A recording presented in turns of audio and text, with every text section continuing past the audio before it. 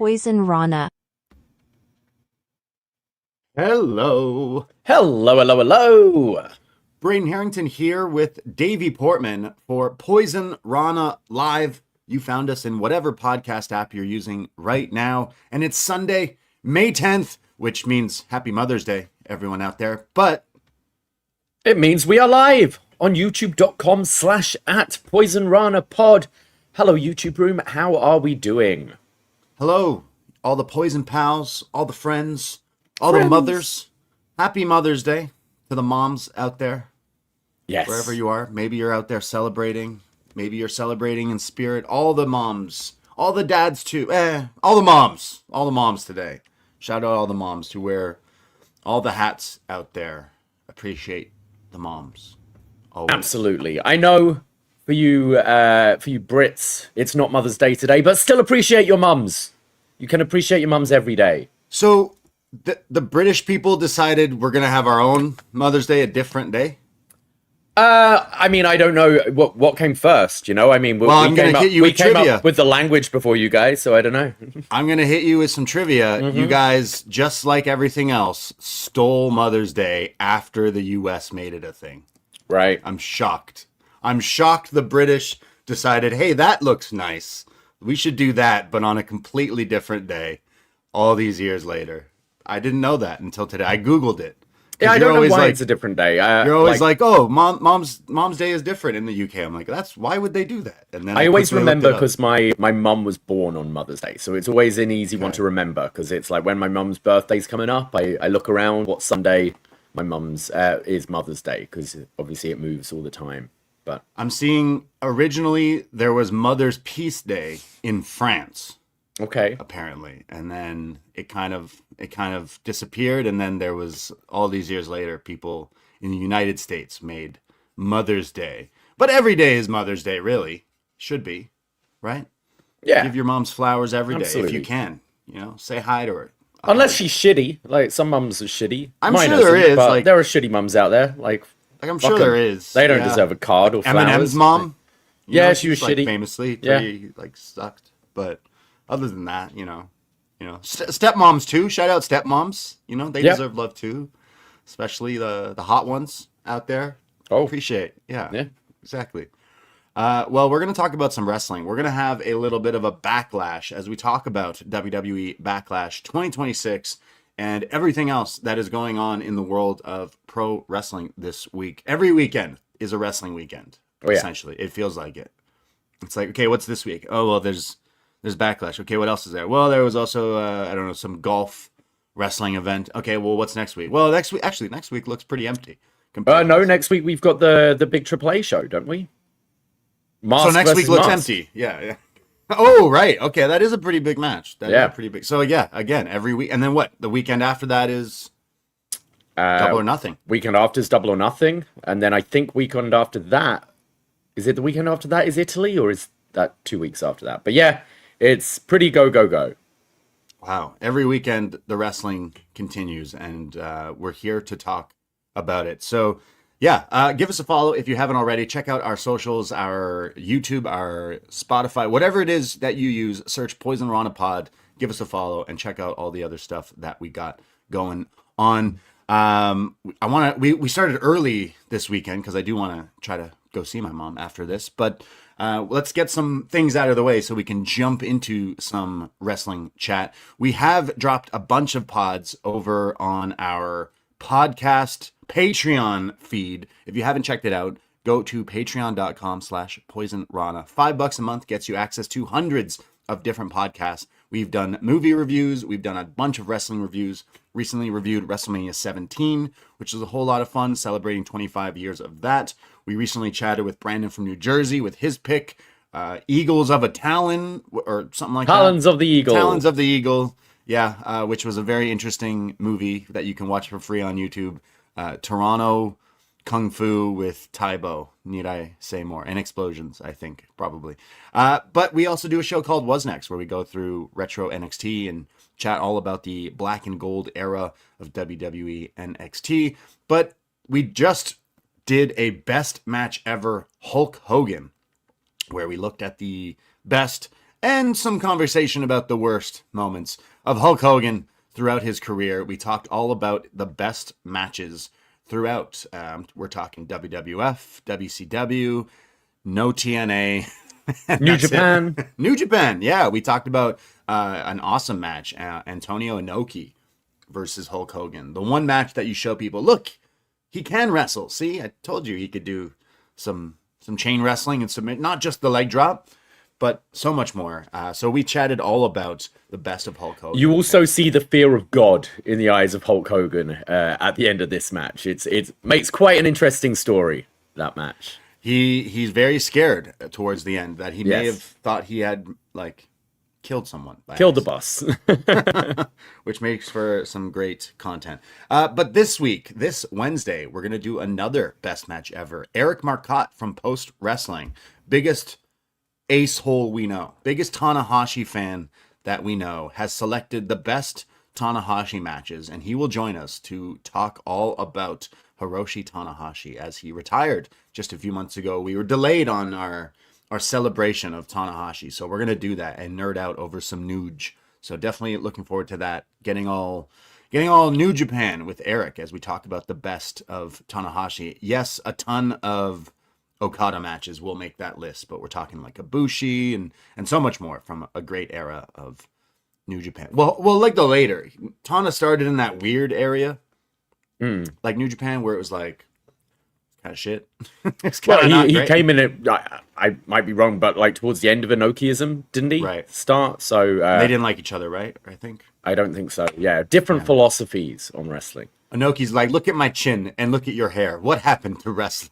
That's probably what that conversation went like. But yes, we're going to talk about Tanahashi this week on the Patreon. So if you're a New Japan fan, this is definitely the one for you. I know Eric will help us, guide us the way with the whole career path of Tanahashi, which is going to be a lot of fun to talk about. So tons of podcasts. It's literally $5. Buy yourself all the content you need for those long drives or lonely showers, and buy us a beer by supporting us at patreon.com/Poisonrana. Absolutely. And get in now. We've got hundreds and hundreds of shows in our back catalogue that you can go back and enjoy. And we are going to be implementing a little bit of a price increase in the summer just due to costs of everything going up. Cost to run this podcast itself is going up. So get in now while it's $5 and you can enjoy all the stuff in our back catalogue. But there's so many other ways you can support us as well. You might have noticed this past week, we've been doing a lot. We've been doing a lot of shorts and reels and things like that. And thanks to Suren, one of our lovely, lovely patrons who's been putting in the work for us. And we've started to notice a bit of a difference. So do check them out. If you haven't subscribed to our YouTube already, please do. And check out some of the reels and shorts we're putting out there. It's absolutely free, and every click really helps us. And we also now have super chats available for this show. So if you want to leave a super chat, feel free to. Anything you like. If you want to, make a comment or give us your hot takes on wrestling for us to discuss, anything like that, please use the super chat option there, which will help us a lot. Another thing that can help us, if you're listening on Apple, Red Circle, whatever podcast app, click that download. I know maybe we're not living in the download era. It's a lot of streaming, but it can go a long way by just doing us a little favor, hitting that download, and help us get paid as we create some wrestling podcasts. And appreciate people who've been listening from the beginning to newer listeners, all the people. Jump on in. Welcome to the fun. Welcome to the party, pal. We have tons of content, and we want to continue it and keep putting stuff into it and keep it growing and everything. And we can't do it without the friends out there. So yes. Thank you and appreciate, as we always do. We have tons of shows on the Patreon. We go live every Tuesday at postwrestling.com with Up Next. We will be back this upcoming Tuesday, obviously, to talk about some NXT as the world is talking about Mason Rook, right? The new hot NXT commodity that we'll talk about, I'm sure, in a lot of stuff. So NXT getting some sort of buzz or hype with the new cast members rotating in. So that's been pretty good. So we'll talk about NXT on Tuesday, but there's tons of other wrestling to talk about. A little reminder, if you're in the Queens, New York area, we will be making our way for Double or Nothing. We will probably do some sort of hello or bar meetup before the show. So please let us know. Send us a message or anything. We'll probably remind you in the next week or so, because we would love to have some shots before the big show on Sunday in New York. So some cheap shots, if you will. Yeah, a few people have messaged already, like, guys, I would love to. So yeah, absolutely. Hopefully we can see some of your lovely faces, familiar faces, maybe even. So looking forward to that. Absolutely. Well. Yeah. Guess we should dive into some wrestling, should we? Backlash. Yeah. You seen the videos, Danhausen? Yes. I remember those videos because that was, 20 years ago was Backlash 2006. That's insane. Damn. I've been watching this shit for way too long now. I've realized I'm old. When Triple H is posting behind the scenes of like, yeah, look, 20 years ago, and it's like Gene Snitsky, Edge, Triple H. I'm like, holy shit. I was young. It's Edge or Triple H has the worst one, right? Edge takes the glass. Oh, it's Triple H for sure. Yeah. Absolutely. I've watched a few shows where like Edge has popped up, or he does like movie. I think he was Emmy nominated, right? Edge, Adam Copeland, or like a children's Emmy or something like that. Isn't it the Percy Jackson thing? Yeah. Whereas Triple H, I have watched the movie where he's like a school security guard or something. Okay, you know what I'm talking about? He did that one Disney movie, WWE movie. Isn't it? He's the nanny or something like that. Like I'm blanking on what it's called, but it's so bad. I'm surprised no one's picked it for us to review. It would make a great The Chaperone. The Chaperone. I can see that. I can visualize. He's like on a school bus on the artwork or something. Yeah. But I did like him in Blade 3. But yeah, Backlash. That video wasn't good 20 years ago, and it's funny that now they can make fun of themselves now that Danhausen did it first. But I did like that. But Backlash 2026. And let's talk about it. Where do we go with this? Because before I watched Backlash, I had to watch the funeral of the gingerbread man on SmackDown.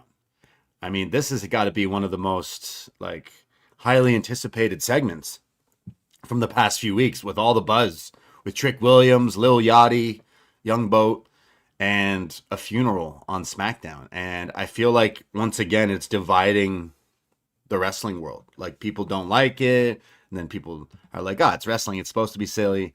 I watched it and I thought it was silly. I thought it was hilarious. You had Trick singing with the choir, but then they lost me with more AI slop. Like, I could have totally gone without the tribute video package that they played, because I thought everything else was so great. And then I was like, there it is. Of course they lost me in the end there. But what were your thoughts on this? Like, I don't like the AI stuff, but I'm gonna somewhat defend it to a little extent. Similar to when El Grande Americano was making the AI stuff. Like, if you see it this whole thing is being Trick winding up Sami Zayn, right? Mm-hmm. So you could, this could be justified as Trick Williams has made this AI video. Trick Williams isn't going to go and film all these, things with a guy in a gingerbread man suit at a strip club or at a whatever, DJ set and all these things that he's in. So I kind of felt this was a bit more justified than the Zarya video, because it's the character of Trick Williams has gone online and gone ChatGPT to make this tribute video to just wind up Sami Zayn. So it's still not for me, but I didn't mind this as much as the Zarya stuff or the Tatum Paxley stuff they did. I think I'm hoping this is the end. I've had some fun with it. I think it's been quite entertaining, the whole gingerbread man thing. I like that everyone is in on the joke, which is making Sami incredibly frustrated. I think that's been pretty funny, everyone taking it seriously, and Sami is, Sami's the heel in this, but you kind of feel for him because he's like, what the fuck? Why is no one else seeing how ridiculous this is? I thought the stuff with R-Truth, when they were viewing the coffin was pretty funny. But yeah, I enjoyed this. The singing, like Trick Williams just has such a great star presence. There was one singer who was quite flat, I will say though.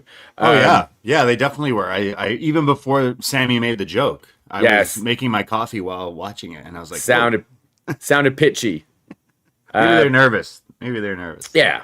But no, I thought it was pretty funny, and I think I'd say just Backlash as a whole was benefited by some of these stories, like this one in particular, having a bit more build. I thought the Mania match was kind of cold, but I think Backlash sort of benefited from the last few weeks we've had post Mania to really more solidify what this character is with Sami Zayn, really get the crowd even more behind Trick Williams. And yeah, it's goofy, and I completely understand why some people wouldn't like it. But I would say you can't say this Gingerbread Man thing hasn't worked. Like, I think it made the match at Backlash way hotter than the Mania match. Oh, absolutely. Like this whole storyline, we've seen stupider things in WWE by far. And I think maybe that's just like, look, I'm no WWE defender by any means, but there's been worse. I just mentioned Snitsky 20 years ago kicking a baby. Now that wasn't worse. That was just one of the best Raw segments ever. But there's been worse, obviously. It's just they definitely did lose me with the AI stuff, and that's not going to go away. It's only going to get worse. It's definitely like I was watching The Choir. I was really enjoying it. Trick again being on the ball, like very funny with his just charisma. He's got it, whatever it is. Speaking of wrestlers doing movies, he's the one I want to see like break away. I do see eventually. He's just got that. But then to lean on something that just is like low hanging fruit is like, yeah, we'll just go back to the AI. And I know months ago when Grande was the first one to like use it in the storyline, it was like you could kind of defend like, oh well, he's a heel, blah blah blah, is what we both said. Now just too much time has passed where everyone and their fucking aunt on Facebook uses this shit slop AI stuff. So I'm just like, you're a really like well established company that pays people, well, maybe pays people what they're worth. And yet I'm looking at some of this WWE AI merch and like the time they did the AI video with Dom where he had the AEW championship in it. Like, come on, like pay your artists. Like me and you, we work like all these odd jobs. We do wrestling podcasts. Yes, we make money from this once in a while. We pay artists. Like for the stuff that we've made, we've actually paid actual artists. And we're like not multi-million-dollar companies like TKO and stuff. So it does irk me a little bit. Maybe just the soul I have inside of me as a human does get irritated when I see stuff like that. And I think I'm in the wrong because we're going to go into an age where it's just going to get more and more. So I'll just reiterate what I said after the Sol Ruka thing. If you're one of these people, which I'm sure, and hey, I'm not picking fights, but if someone out there is like, so what if they use AI? Like, that's just the future, man. Get with the times, old man, essentially. Then fuck actually hiring real wrestlers. Put on AI shows. I want to see people wrestle on the moon and in the zoo and fight gorillas. I don't give a fuck about these real people. Let's just get AI entertainment full stop is where we're headed towards. And that's kind of where it does bother me a little bit, but still thought the segment was hilarious. Sans AI. Yeah. Yeah. There, I had to get that off my chest because I feel like it's only going to get worse in everyday things. I don't know. But hey, AI can be good too. Just like use it to like, do your taxes or get a robot to mow your lawn. Don't get a robot to design your merch. Yes, exactly. Because then I watched the thing where, while on it, this influencer in New York, spent like 150 thou on a actual robot, and now she just walks around downtown with this like human robot thing. I'm like, what is going on? Why? What is happening? But I don't know. Maybe I would buy one. But get it to do my wrestling podcast. So Backlash. We're going to Tampa after WrestleMania.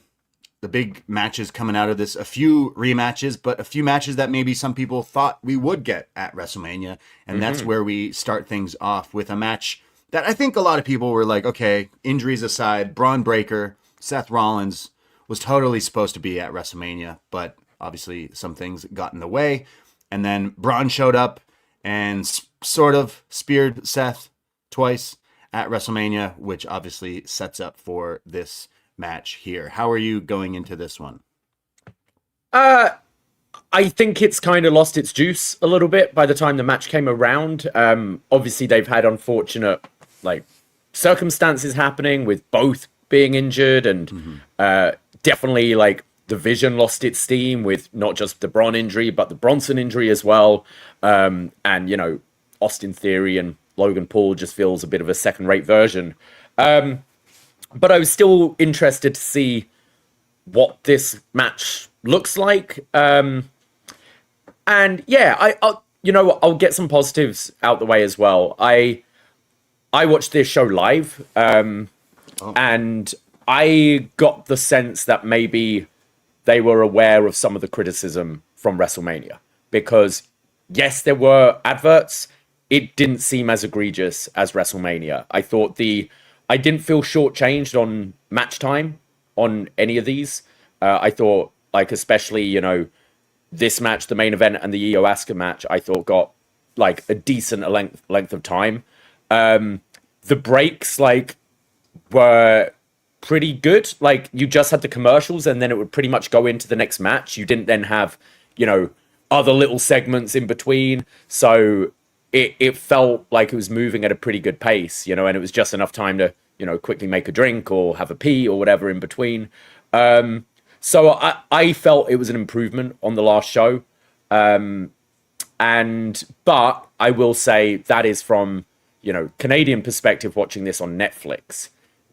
If you're in the USA, you got the first two matches on free TV, on ESPN2, and then you'd have been paying $30 for your subscription for ESPN Plus for just 3 matches, and one of them being a Danhausen match. So I can still see, if you're in the USA, a lot of negativity towards that.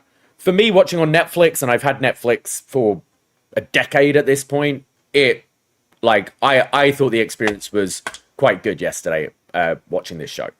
I will say, as someone, I also have had Netflix since it's become the streaming platform. I've used it for, I've loved my Stranger Things and my Breaking Bad and all the stuff I've used Netflix for before. So as a Canadian, we'll reiterate that we are spoiled now. But as I mentioned, watching Backlash 20 years ago, it wasn't always this way for Canadians. We usually got the short end of the stick. Sometimes Raw, for a few years, Raw would start at 10:30.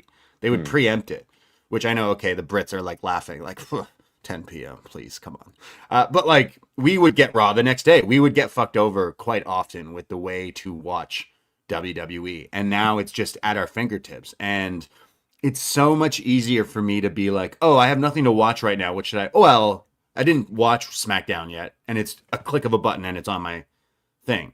Whereas I'm having the opposite with AEW right now.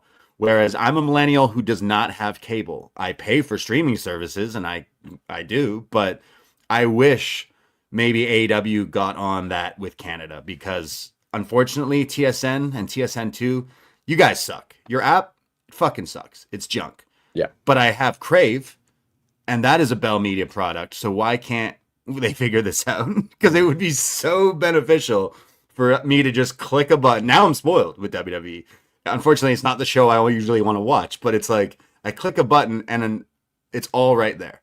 And then I click another button, I can click Backlash 2006 if I really want to. It's really easy and accessible. So what I'm trying to say is, Americans out there, VPNs are your friend, because I could not imagine watching ESPN on the free feed and then go, oh, I better change over to the feed where I'm putting money into, and then it's Danhausen with a bunch of little people. I'm okay, wait, I'm paying for this? I think as well, the assumption, when you've heard them promoting it, is it's ESPN Plus is great because you get all these other sports and things.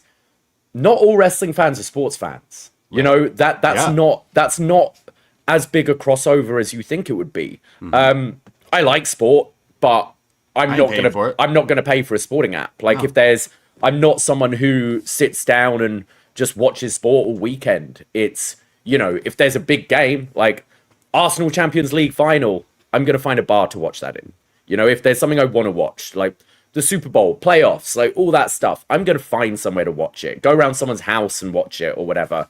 I ain't paying for ESPN Plus. And so for me, you're asking me to pay $30 a month for just 3 WWE matches? Come on. Yeah. No, I totally see where American fans right now would maybe, because then maybe you do want to watch Raw on Netflix. I mean, okay, maybe you already have Netflix, but that's still another thing you got to buy. I don't even know how they watch SmackDown. Is that on actual TV? I think so, right? SmackDown's on actual SmackDown's TV. on USA Network still. So there you go. So then you got to have cable to watch that. So like, yeah, it's a lot to ask, I think, right now. And it does add to the plus commercials on top of everything. And I don't know. It's the way of the world. You know, you watch everything. I watch a movie and there's product placements in it. And like, you know, like it's the way of the world totally. But I do think just as a Canadian watching from up here looking down, you guys are getting rinsed right now. Yeah. You guys are getting fucked over. So use a VPN. It's probably really cheaper. How much is a VPN? Like $5-10? Postwrestling.com's got the They've got the NordVPN deal. Yeah. I don't know. You set up me and you share a VPN that you set up for me like ages ago.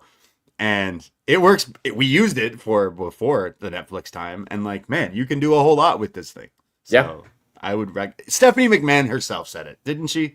Like, hey, this shit sucks. You might as well use a VPN. It's like, yeah, it's completely worth it. Crazy. Completely worth your money, and it's going to save you a lot of money. It's just well. like, you know what? I'm pro Danhausen. I do have to get that out of the way, but it did make me scoff and laugh out loud while I watched Backlash, as they said, "Oh, you better switch over because the free feed's over," and then it's literally the joke match. I'm like, wait, you want me to pay for The Miz? Get the fuck out of here. I ain't gonna watch that for free. So yeah, I do understand where maybe people are upset, but I did not watch this live. I watched it a few hours after, and it felt fine. Like there's still commercials like WrestleMania, but it skips the blocks that are the music that we get, right? The rave music that we get, but it skips it when it's on the replay already. So it was a pretty quick watch, what felt like. But also, it started at 6 p.m. That sounds crazy. It was done before 9. I assume because there was a UFC fight card on last night as well. Yeah. So I assume both being TKO, that was the reason. But yeah, like it was still daylight here when the show finished, which just felt strange. It felt weird because I was like making dinner, and it was like almost 7 o'clock, and then I realized the show had already been on for like an hour, and I was like, what? Yeah. That can't be right. And it was. But hey, maybe people like that. You know, we always say the earlier start times. We had a ball. What was it? Toronto All Out, when it was like daytime pay-per-view. It's like, yo, let's bring those back. Let's do that. Love a daytime pay-per-view. Let's do daytime so you can be done by 6 p.m. and then go get your dinner. Yeah. Even better. But yeah, daytime pay-per-views, bring them back. Because then you have so much time to do other stuff afterwards. But let's go to Tampa. We're talking about Seth Rollins and Bron Breakker. This was the match I think it needed to deliver. These two, it's been on and off, like I said, with these injuries and stuff. But there was some real great stuff between the two of them, including some awesome spots where Seth was catching Bron with like some big super kicks and pop-up knees and everything. And then Bron giving love to Jamie Noble with the Gibson special, I thought was pretty cool in this match. Unfortunately, I thought something was off with this. As much as I thought this was a pretty good match, there was a few things that I think stopped it from going the next level. And unfortunately, it kind of felt like maybe they were not on the same page in some of the spots. It felt like for as many spots in this match that I thought were pretty cool, there was equally as many that maybe didn't connect, if that makes sense.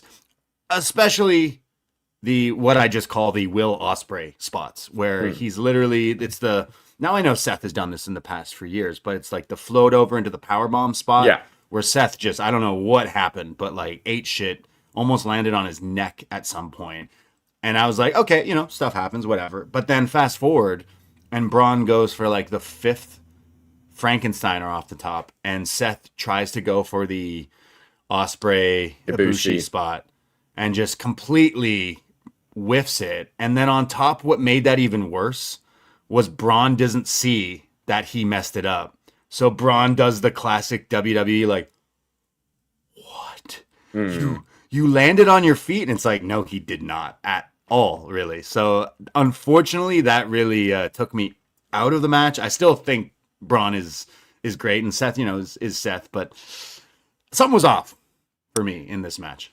Yeah, I didn't hate the match. I didn't love the match. I don't mind a quote unquote botch here and there. Like it shouldn't, like, wrestling shouldn't look cooperative. It shouldn't look like gymnastics. So yeah, like attempting a float over thing and it not going right, it doesn't bother me because, it's meant to be a fight. You're not meant to be helping each other out with doing flips and looking pretty. But there were a few too many of those moments in this match. And I really like Bron Breakker. I see a lot in Bron Breakker. I get why they're behind Bron Breakker. But it does feel, maybe this year, things have been, like, he's been overexposed a little bit. I think he's maybe a little too ambitious with some of the stuff. And we've seen him pull off some of these cool stuff. The no-handed Breakensteiner and all that. We've seen him absolutely nail it. And we've seen him land on his head a few times and completely even miss in it. this match. Yeah, One of the it happened in this. Yeah. So, like, maybe it's time to start eliminating some things from his game, which is a shame. But I'd say really since the Punk match on the like Netflix anniversary show, felt kind of similar. Like it didn't quite deliver. There was some clunky moments in that as well. And I think Seth just isn't, obviously he's had a lot of injuries. Like his really the last few years, his body's been breaking down. He had the back issues, the knee issues and all that. And he's not quite the wrestler he once was either. And I think there's also, just from a character point of view, been pretty bored of Seth Rollins a lot recently. I still, like, I get why he's in the position he's in, but like something's been missing with him. And I don't think his character shifted enough when he came back. We've seen quite a few times where, and at least then, like, the other baby faces on the show are acknowledging it, where they're like, hey, like, just because you're feuding with the Vision right now doesn't mean we're friends. Like, you were still a dick for a long time. And we've had this story now a couple of times with Seth. We had it with the Authority, where, he was the prick, he was the heel, and the Authority turned on him, so that makes him a babyface. It's like, nah, you were still a prick. Like, why should I cheer you just because the other bad guys decided they don't like you anymore? And that's exactly the same with the Vision. He hasn't really done anything to redeem himself from the actions he was doing pre-injury, right? So I think there's that disconnect. And yeah, people like singing the song and screaming, burn it down. But beyond that, is there much to really get behind Seth Rollins right now? I can't believe I'm hearing this from you. I know you're a huge Seth guy. Like, you're a Seth fan. And I like Seth a lot. I like to poke. Even when we're not recording, we're out with friends and talk about wrestling. I always poke the bear of, like, he's good, but personally, I don't think I've ever bought a ticket to go see Seth. I feel his, like, it's almost like his gimmick is the best wrestler in good. WWE. But then I watched this match. He's not. Like, he's not anymore. Like, I'm shocked. I know you're one of the biggest Seth fans. I mean, I think, and there were definitely issues with it, but I think, like, peak Seth Rollins was his first title run. It was the when he was dual champion facing John Cena, and there was bad booking, but I think, like, it wasn't even great. Towards the end of Evolution, end of the Shield, when they're feuding with Evolution and all that, I think that was the best Seth Rollins. But yeah, and then you put someone like Bron Breakker in there with him, who, like, I like, he's a Steiner and has that Steiner thing about him, has the Brock thing about him, where it's not always pretty and things, like Brock. Like, I still love that shooting star press from WrestleMania, even though he lands on his fucking head. Like, because that's what makes Brock exciting. Like, he doesn't seem to take care of people. He messes up shit, but he's a beast. And look at him. He's still gonna kill you. And I do like that about Bron, but I think it was a little too much in this match and overexposed. And I think his character has definitely lost momentum as well due to this injury. And when you've got like someone like Obafemi, who is just lapping him now at this point. Right. Like, okay, but Obafemi has been protected. Like, he's having 5-minute matches, 3-minute matches, where Bron it moved from him having squashes to like a match like this. I'm genuinely shocked because I know that I have gone off on Seth and how I've been bored of him. Tell me a match. Tell me a classic Seth has had since that triple threat at the Royal Rumble, like maybe 11 years ago. I can't tell you an absolute like classic 5-star. No matter what, if it's been given 5 stars in your own like as a Seth fan, tell me something in the last 10 years. And what sucks is I see all the people today and yesterday night since the botches in this match. Unfortunately, both botches that stand out were him trying to replicate what some would say are like Ospreay spots, right?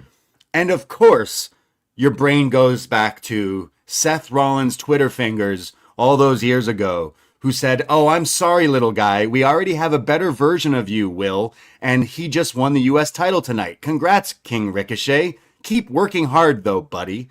And then Ospreay was like, And then Seth tweeted, what might be a very interesting tweet now. I mean, if you want to talk numbers, we can compare bank accounts too.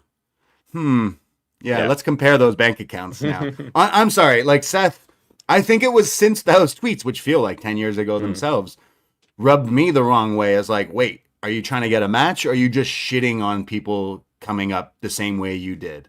And he's too much of a company guy. And especially when the company's being shitty, it does like can rub you the wrong way. Oh man, imagine if Triple H was like, "Hey guys, to the roster, let's just say, hey guys, some of you are gonna have to take 50% cuts." Seth is the one swinging that title around, like, "I got you, boss. It'll be me. I'll do it." It's like he's the first. He's the biggest WWE company man, which is to his detriment. I honestly think like I've always been a fan of his wrestling, but he's never had a character. His character is sing my song and I dress funny. Like he's not connected that way.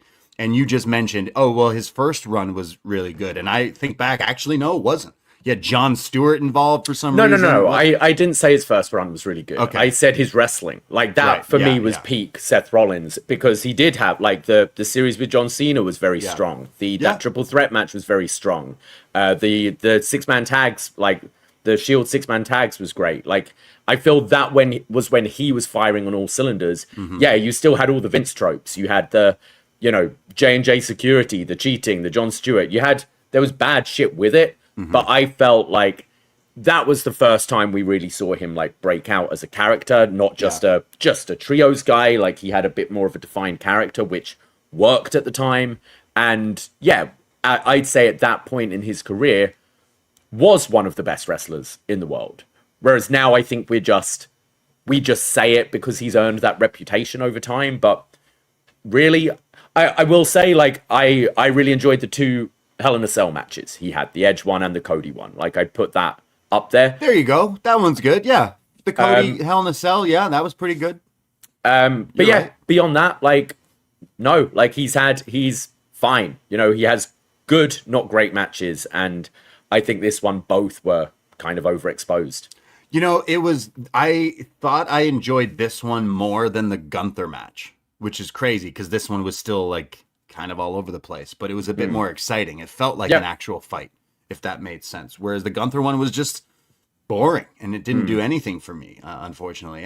I've always liked him, but I just felt like now we've moved on. I feel like unfortunately he's not that guy anymore. He can't do 450 flips and land on his feet, and it's not all about flips and everything, but he looked slower like in this match to the point where people are online clowning. Unfortunately, he's the one who started the shit with Ospreay years ago, and it took all these years. Like, this guy somehow lost this imaginary feud now. Like, this is it. Like, no matter what else happens, like, this guy tried to do what Ospreay is literally known for, the fact that we call them Ospreay spots, and he couldn't do it. So it's like, hey, maybe tone it down.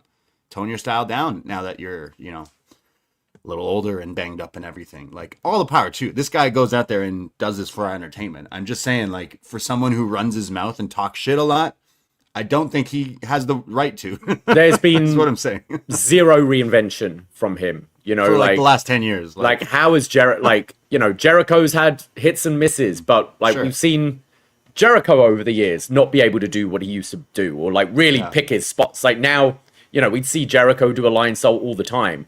Now when he does it, it's like, whoa, that's cool. He can still do a lion salt, you know? And but at least he takes some risks with character changes and that sort of thing. I really thought when he came back, and, you know, yes, the Putty Patrol stuff and everyone in black hoodies was dumb, but, you know, he didn't come out to his music for a while. And I thought that was a good opportunity to, really strip back Seth Rollins. Just, have him come out just in black. Have his music change a bit. Be a bit more of a, you know, play, like something I think Punk has been doing really well is playing his age. Playing that, I'm not what I used to be, but man, I've still got that fight in here and I'm going to give it my all. Have that with Seth. Like, my body might not be what it used to be, but like, I'm still, me at my 50% is still better than you at your 100%, or stuff like that. Like, acknowledge these things a bit more. Make us sympathize with you, because like, from a character point of view, you were a dick since WrestleMania. You were a dick. You teamed with Paul Heyman. You were cheating. And then they had enough of you. And now I'm supposed to like you? Like, no. He's never been one of my favorites, but I've always loved the wrestling. And I feel like even that now is slipping away. And maybe they do need him to go away for a little bit. Heal up.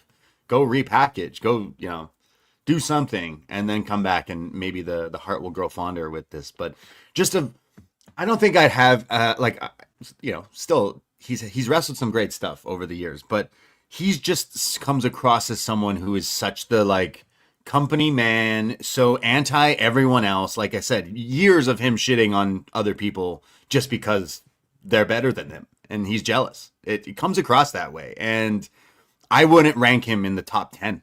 In 2020. So I wouldn't rank him in the top 20. There is people who could run. Will Ospreay could run circles around this guy in his sleep 10 years ago. Right now, in my opinion, like he's always been good, but Tyler Black was better than Seth Rollins.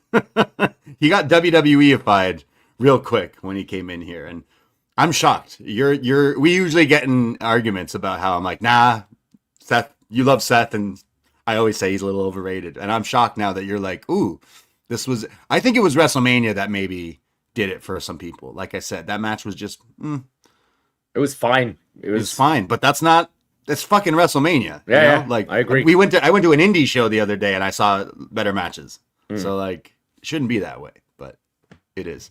Anyways, I feel like I'm being super negative, but like, I'm just saying how it is. The guy flubbed up some moves, and it's unfortunately the guy he's shit on in the past. So where do you see both Bron and Seth going from here? Like, Bron got the win, which was like good. Like I was worried that they were actually going to go with Seth here. I think it was a good thing Bron Breakker winning this. I kind of hope this is the end of the feud now. I don't want to see this continue. I worry with the next pay-per-view being so close that they might want to redo this one, but I'd like to see both move in a different direction. And what would you see that direction be for both guys?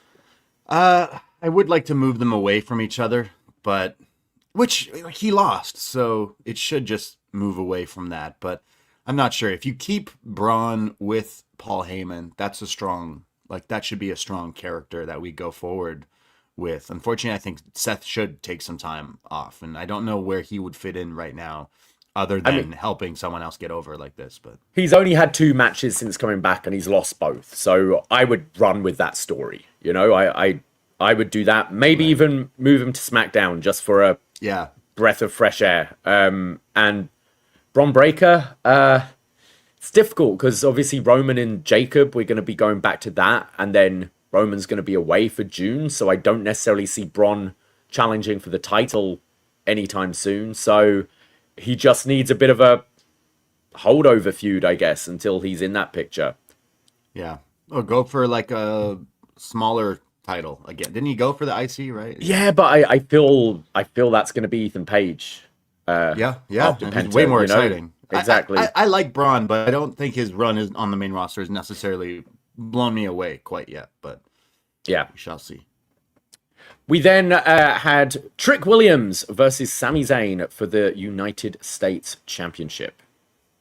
Yeah, this one had way more heat going into it than the WrestleMania feud. I've mentioned the last few weeks, the Trick Williams character has caught fire. Like, I don't know if it was a collection of like the theme song, the chants, the lemon pepper steppers, the look, the charisma, the machismo. I don't know what it is, but the dude's got it. Like, he just comes across like he's finally figured out what he was put on this planet to do. Like, you know, like I love this guy now. We've always mentioned like in NXT, he was having a little bumpy road in the beginning, and then quickly we were like, oh wait, this guy's pretty funny and pretty quick when it comes to the talking thing. And now he's taken it to like the next level. And I think the feud with having Sami be the bad guy, but like organically just everyone's like, nah, fuck you, Sami, we like this guy now, is like real. It's almost mirroring what's actually happening, which is funny, but unfortunately for Sami and fortunately for Trick, because this guy's looking like $1 million to me. This is one of my favorite characters to watch right now when it comes to WWE. I'm pretty low on them, but right now this guy is like hilarious. I mentioned I didn't like the AI stuff, but everything he did in the funeral was funny. And then here he had a better match than the WrestleMania match. The crowd seemed really into this, like Lil Yachty throwing a lot of money around, which apparently was his real money, which is crazy. So yeah, this was way better than it should have been, I think. I really enjoyed this, actually. Like, yeah. I'd say, like, you know, it's still Trick Williams, and so wrestling wise, you're not gonna get like a masterclass, but I thought this had so much more heat than the WrestleMania one. I think having that SmackDown segment the night before kept this hot, you know, so it felt like the crowd were really into this one, whereas at WrestleMania it's just another match and there's bigger matches coming up. So Sami Zayn's character, like, man, Sami's so good. Like how he's playing this this character and just like turning the heelish up a little bit every week, and his frustration, like, why, like, I don't understand why you're booing me, I think's really working. And it's nice to see him playing heel but as a threat, whereas when he was a heel before, he was a joke, you know, he was a bit of a heel comedy jobber, whereas now he's a heel but he's still a threat. So I think it's working. It's really got Trick over. I thought the near falls in this match towards the end were really effective. Like I bought Sami winning this title back at one point with the kendo stick shot. I thought they did a really good job here, and it worked for Trick Williams. Like I don't, you know, he's not my favorite in-ring wrestler, but he wasn't bad in here at all. And I think Sami's been a great dance partner for him. Yeah, it's more so this is like your classic, like the crowd are just so into the character and the story that they're cheering for everything. And they're even cheering for Lil Yachty, who's ringside, like who's supposed to be the bad guy here. I guess not anymore. Like, it's just funny how it's taken its own way. Like, again, organically, the crowd are just like reacting to this guy. This guy's funny.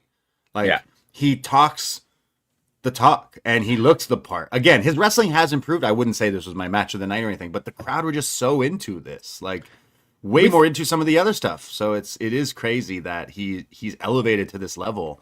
And someone in the chat saying, you know, hey, you guys said Seth is in the top 20. I see you, Dan, in the chat. And he's saying, well, is Trick a bigger star right now? Like, Trick is one of the biggest acts, and he's only been on the main roster for like a little while, or a cup of coffee, like Sami Zayn said in the promo. But it genuinely if you were to just watch this show or watch SmackDown with like friends who don't watch this show, you'd think this guy was one of the biggest stars, just the way he's treated, right? Like the crowd react.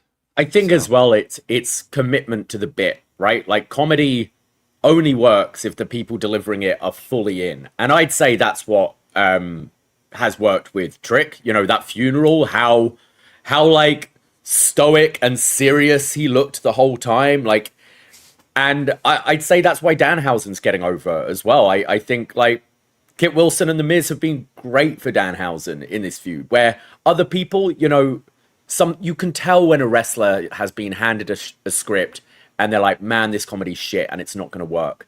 And they perform it at 50% and it falls flat, like completely flat.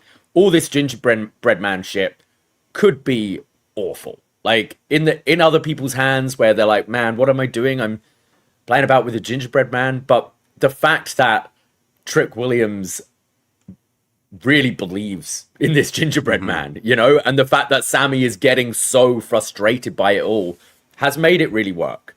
So yeah, comedy can work in wrestling, but you gotta go 150% into it, no matter how bad the segment might seem. That, like, I'm usually someone, like, when I was a kid, I was so into like the over the top characters, and the wrestling didn't necessarily matter to me, right? But then as I get older and stuff, I'm like, all right, like, actually, you know, I need to see the match. Like, you can set up a great story that is a reason why these two people or multiple people are going to fight. And that's what gets you even more hyped into it, right? Like, that's what the sports and the entertainment. But I do genuinely think that Trick has found this, like, this groove of, like, I don't know, he's got every arena they go to, he's got them in the palm of their hands. He's got catchphrases out the wazoo. Every week he's pulling out some new catchphrase that they could slap on a t-shirt and make this guy even more money. So I'm just like, usually like 9 times out of 10 when it comes to my sports entertainment, my pro wrestling, I'm watching because the wrestling. Call me crazy. But that one other % is shit like this right now, where I'm like, this guy is hilarious. Like, he's gonna only get better. He's still not like one of the better in-ring workers in this company, but this company doesn't matter. We're gonna go to the next match is Danhausen with a bunch of little people, and that's the loudest the crowd got in the entire night. And the wrestling didn't fucking matter. It's all about the silliness and the characters and everything. So it does show you, like, WWE crowds, WWE fans, still not necessarily like wrestling fans, but the stuff that works just works. And hey, if it works, go with it. And Trick should continue pushing this guy. The stuff with Lil Yachty, like, as long as he's around, sure, keep them together at this point. Do more silly shit. Get another feud. Move away from Sami at this point. And I need the Carmelo feud. That would be good. I feel like there's been a lot of talk of a lot of discontent online because Carmelo and Ilya have gone missing, and they had some great matches like leading up to WrestleMania. I think that's deliberate, and I do see them being inserted in this US title picture again. And maybe both of them have to go through Sami to get to Trick or something like that. But I do see them coming back for this US title picture and still keeping Trick fresh. And maybe we see both of them as a heel as well. At this point, like, Trick is a babyface, but he's still acting like the heel. Yeah, right? sorry, I meant Mello and Ilya coming back as heel. Yeah. Again, like, the match was whatever. I like this more than the WrestleMania one. The WrestleMania one just felt like it was going through the motions and stuff. It was there. You know? It was very similar here. Just felt also like the crowd were really way more into it now with this whole gingerbread man shit. And hey, if it works, fuck it. And they're already making t-shirts and stuff. But, like, I do think Trick is still getting better. But at this point, if this is his WWE main roster rookie year, then, like, what's next year going to look like? What's the year after that? Like, this guy will be a future WWE champion. Like, he should be. Like, his gift of gab will get him further than people trying to do Will Ospreay spots in 2026 with WWE. But yeah, I want to see him improve and stuff. But so far, I'm like, this guy's pretty funny, and the wrestling does fall to the wayside in this case, I would say. But people in the chat think we've been comparing Trick Williams and Seth Rollins, which I don't believe we said at all, because Seth would definitely run circles around Trick in the ring, but Seth ain't got the mojo like Trick. He ain't, he's got people singing, and dresses weird, and I'm like, what even is this? Whereas day one, Trick, you could tell what his character is. I mean, if you were watching this show for the first time and have never watched wrestling before, which character are you going to gravitate to more, Seth or Trick? And it would 100% be Trick Williams. It's crazy. I would not have thought that like a few months ago. Like we grew to love him on NXT for sure, but it's like I'm happy as a fan seeing this guy blow up as much as he has recently. Like I think it's fucking great. So yeah, all the power to him, and we'll see where he goes. But yeah, I don't know if Trick could do the Will Ospreay spot, but I know Seth can't cut promos like that. And as much as Seth has the fashion down sometimes, I don't know if he's got those lemon pepper steppers. So yeah, that's the next feud. We were saying Seth needs to go away, go to SmackDown, go feud with Trick, go feud with Trick Williams. Absolutely. Yeah, there you go. There's our next feud for SmackDown: Trick and Seth Rollins. We then flick over, if you're American, to the ESPN Plus feed where we start with Danhausen and a mystery partner versus The Miz and Kit Wilson. And Danhausen brings out his cloning device, and out comes Minihausen, or Mascarita Dorada.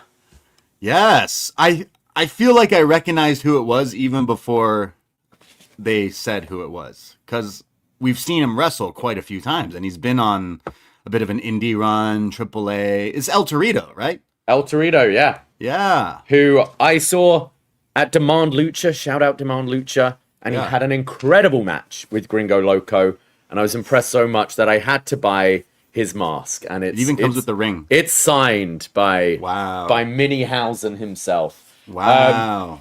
Yeah, I had a lot of fun with this. I really enjoyed this match, actually. And, you know, I think people maybe got a bit out of control with guessing. You know, whenever you have a mystery in wrestling, like, you kind of have to deliver and want to deliver a big name and stuff. And especially with the line about someone who likes money, I don't know what that was all about. Maybe it was just the fact that Danhausen was going to pay whoever his partner was, and sort of people blew up that statement more than it should.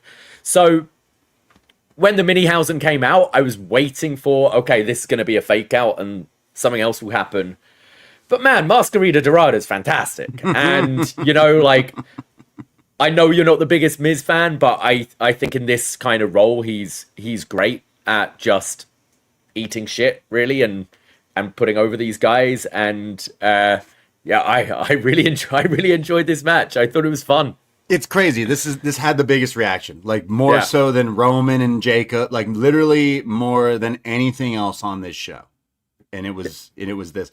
I thought, because this is the Austin Powers bit, right, where it's like, you see we cloned you, Dr. Evil.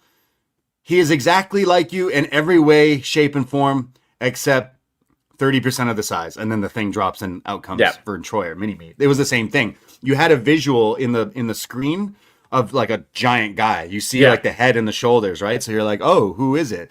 I joked last week, like, well, if it's someone who likes money and not friends, maybe it could be CM Punk, considering they're friends. And if it's a cloning machine, I think a lot of people thought that. Yeah. If it's a cloning machine, they both got sleeves, tattoos. Like, it could be a bigger version. We've seen Punk do, like, you know, when he partnered Sting with Sting, did the face paint. I could have seen that happening, and I was, you know, when they go back and do the cloning thing again, I thought, like, maybe Minihausen goes in and CM Punk comes out or something like that. But, you know what? At the end, it really didn't need it. I thought this was a whole lot of fun. And I wonder if Minihausen's going to stick around.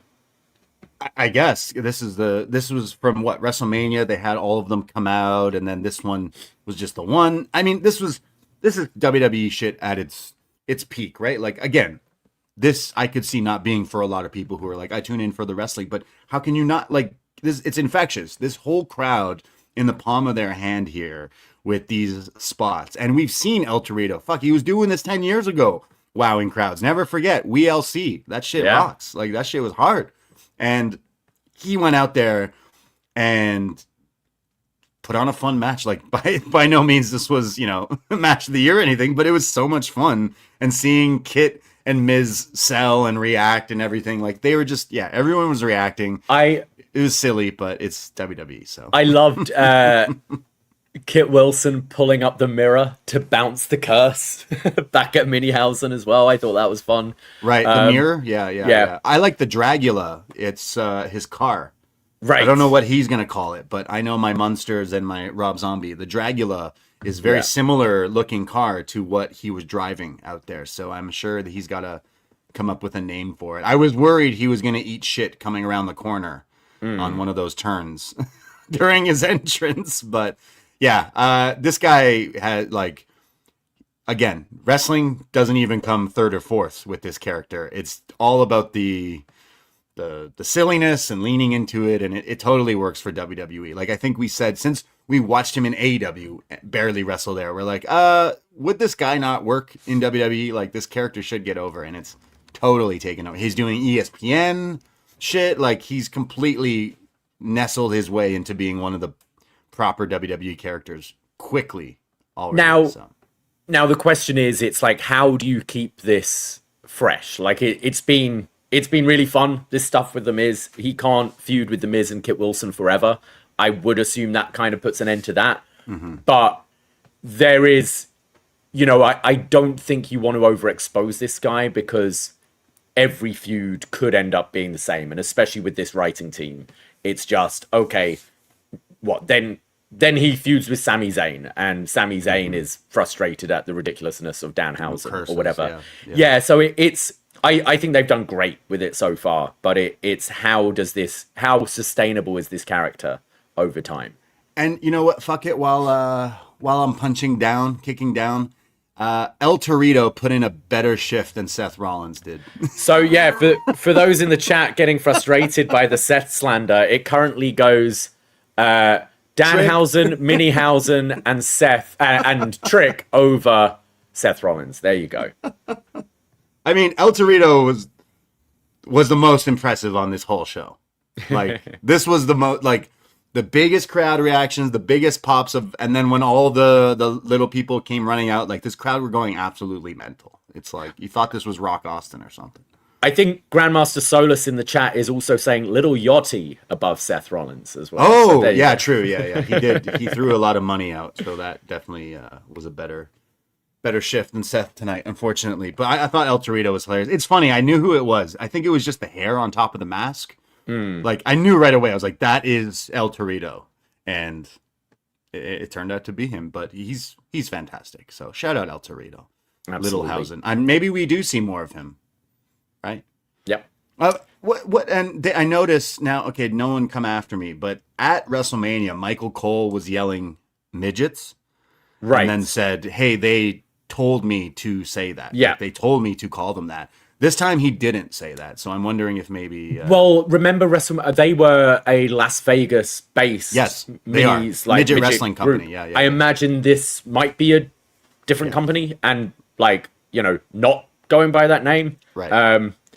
I did like how Michael Cole kept on having to scold Wade Barrett because he's like, these fucking things, and he's like, yo, they're still people. Like, yeah. He kept having to be like, yo, stop saying like things because they are human beings. But yeah, it was ridiculous. It's I liked the match. It was funny and seeing all the reactions, but it's still stupid WWE shit. It's like, well, wait, where's the actual wrestling? It's like, no, this is part of it. It's all a variety. There's definitely a place for this in wrestling. I think. Sure. Yeah, sure. As long as it's done well, Yeah, and as long as it doesn't take up too much time. Yeah. We then had IYO Sky versus Asuka. This obviously been building for months and months and months. The whole Kairi Zayn involvement, which just got dropped out of nowhere due to Kairi's release. And yeah, crowd pretty vocal in this about we want Asuka, and both we want Kairi, we want Kairi, sorry, and IYO and Asuka battling that throughout the match, but they definitely won this crowd back round, and I thought had a great match. And yes, disappointing not having IYO on WrestleMania, but I don't think they'd have got this match at WrestleMania. So this felt special to them. It seems like maybe Asuka's done after this from the post-match bit, and other members of the roster kind of tweeting out about her. But I fucking loved this. I thought it was a great match these two had. Yeah, obviously some news that we'll talk about in a sec coming out of this. But going into the match, I saw on social media Asuka was posting some, like, I don't know, some cryptic stuff. Basically, like, is this the end? I think she posted the lyrics to My Way. Not Limp Bizkit, but okay, second best Frank. in My Way. Yeah, she posted the lyrics, and it's like, I think the lyrics were regrets. I've had a few. So it was like interesting. And then you have this match. This was easily my match of the night for sure on this show. I wish this was at WrestleMania, especially if this was maybe potentially Asuka's last match. Come on, you didn't do it at WrestleMania. Like, what is? Yes, but it'd be interesting to see the story. I know what you're saying because WrestleMania just sucked and everyone got like 8 minutes of actual ring time. But here, they probably got like double that, if more. But it just feels weird with all these, like, the time of post-Mania where you're seeing people leave, people being released, contracts not being renewed, whatever you want to call it. I'm wondering if this is one of those situations and she's deciding to leave or they're letting her go. I'm sure we will hear more of the story as it comes out, but the match itself was great. Michael Cole always loves giving the backstory of EO and Triple Tails and the Senpai and all that kind of stuff. The crowd were trying to hijack it. I mean, they're shouting for their friend, Kyrie, but yeah, even like later on when the match was like really going, the crowd were still just doing "We Want Kyrie," and it's like, okay, but like, can you just let them wrestle? Because they're kind of going hard right now, and you're just like, yes, but we want Kyrie. It's like, okay. I was not expecting her to show up, but nonetheless, I thought EO with the notepad spot was pretty fun, blocking the mist. How many years of getting mist and seeing her do the mist that finally she's like, you know what, I'm gonna block that. So that was pretty cool. A bunch of back and forth between the two of them, and then the bullet train and the over the moonsault, which allows EO to get the win. Clean win here. And then afterwards, Asuka gets up, bawling her eyes out, gives her a hug, shows her. EO bows to her, her senpai. Yeah. And then you definitely knew something was up with just like Asuka essentially breaking character with the scary face paint and all, just bawling and then waving to the crowd saying thank you. And it definitely felt like a goodbye. So yeah, this was your match of the night as well? Or Danhausen, probably. I'd probably go this one. I did really enjoy the main as well, but yeah, I'd probably go this one. Just the emotional stakes to it as well. Mm-hmm. And if this is Asuka's last match, I thought it was a great way to go out. And as Chris reminds us in the chat, Brock retired at WrestleMania. You might not want to have done two retirements on the same show and one overshadowing the other, perhaps. But yeah, I liked this being on this show. They definitely got more time than they would have at Mania. And yeah, EO can move on from here and probably go for the world title again. But yeah, I like this a lot. And shout out Asuka. Like, if she's done maybe a best match ever, Asuka we need to do down the line. Yeah, she's been in the company what seems like a long time now. I think like watching her through her run in NXT, no one's ready for Asuka. Then her main roster run, like, she's been a prominent character on WWE TV that maybe it is time. She's got to be in her 40s at this point. I think she's 44, which is like up there for someone who's been in the company for quite a while. But maybe this is goodbye. Like, I feel like if she's actually like done wrestling, would they do some sort of retirement? Is it just a goodbye from WWE? Could we see Kana versus Kenny, perhaps again in a ring? Maybe, I'm not sure, but yeah, I guess we'll see where this goes. But it does seem like a goodbye, at least from WWE. So yeah, pour one out for Asuka. That's it. Absolutely. I guess for Asuka. But EO, definitely go back to being one of the more main characters that she should be right now in the world of WWE. We got to get back to the Rhea feud eventually, like WrestleMania, like a big finally Rhea can beat EO situation. Like, that's the meat of the story, I would imagine, down the line. But I think I wonder if you get to a position where like Crown Jewel, you do both as champions, EO v Rhea, and you could have EO like do it as a babyface v babyface thing, and you could have EO still win that one to remind us that story, and then like, it's difficult because I would love to see Rhea as the heel in that feud. It makes sense seeing that she's never beaten Io to be the heel, but she's still so incredibly popular that I don't know if they want to pull that trigger quite yet. I would that would be the more interesting story, where it's Rhea who finally snaps and is like, no, I'm going to do anything I can to beat you, essentially. But I don't know. Down the line, I would like to see it. But the story coming out of Asuka, we'll see if this is the end, and maybe she'll wrestle somewhere else. Maybe she'll go back to Japan. Maybe she's retiring. I'm sure we'll have some answers in the next coming days or weeks or something like that, or not. Who knows? But she's had a hell of a career. I definitely loved her NXT run. Like I loved a lot of the matches there. There was some stuff on the main roster. I felt like maybe she was just a side character for the last little while. I know she's been given some spots here and there, but yeah. I've always been a big fan of her, and if this is the end, then hey, that was a pretty good WWE career. Absolutely. Yeah.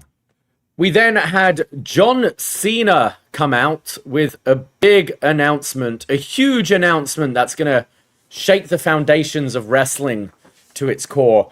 It's so weird seeing him come out in the suit, and you see him like going to do all his like old John Cena entrance things and then pulling back, like he's trying to run down the ramp, but he's like, oh no, I don't do that anymore. So he does that half jog, you know, when you're like running after a bus or something as he's high-fiving people. Just looks weird. He looks weird in this suit. He just this weird robot man who comes out. He wants to wear suits. Let him wear suits. I just the thing I have an issue with, didn't he retire? It seems like we're seeing more of him now since he's retired than we did when he wasn't retired. Yes. Like, John Cena, we love you, but like, man, like, go away first for a little bit before. Like, I'm not saying that with no malice in my heart. It's just like, for a year and a half, dude, they were like banging that drum. You're never going to see him again if you never saw him in the first place, but you're never going to see him again. And then now I'm just like, man, I don't want to see you right now. It means so much more when you're gone for a while to then come back and do this thing. But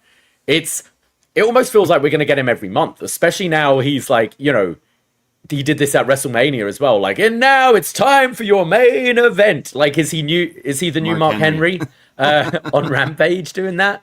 But yeah, so he announces after the success of his last show, the Saturday night's main event, they're going to do the John Cena Classic, which since the success of my retirement match, we're gonna do no, the show which had NXT talent on, right? Because all the other matches featured NXT, right? So wanted to do a John Cena Classic, which, okay, cue up the meme of, you know, my brain when someone's trying to explain a board game to me.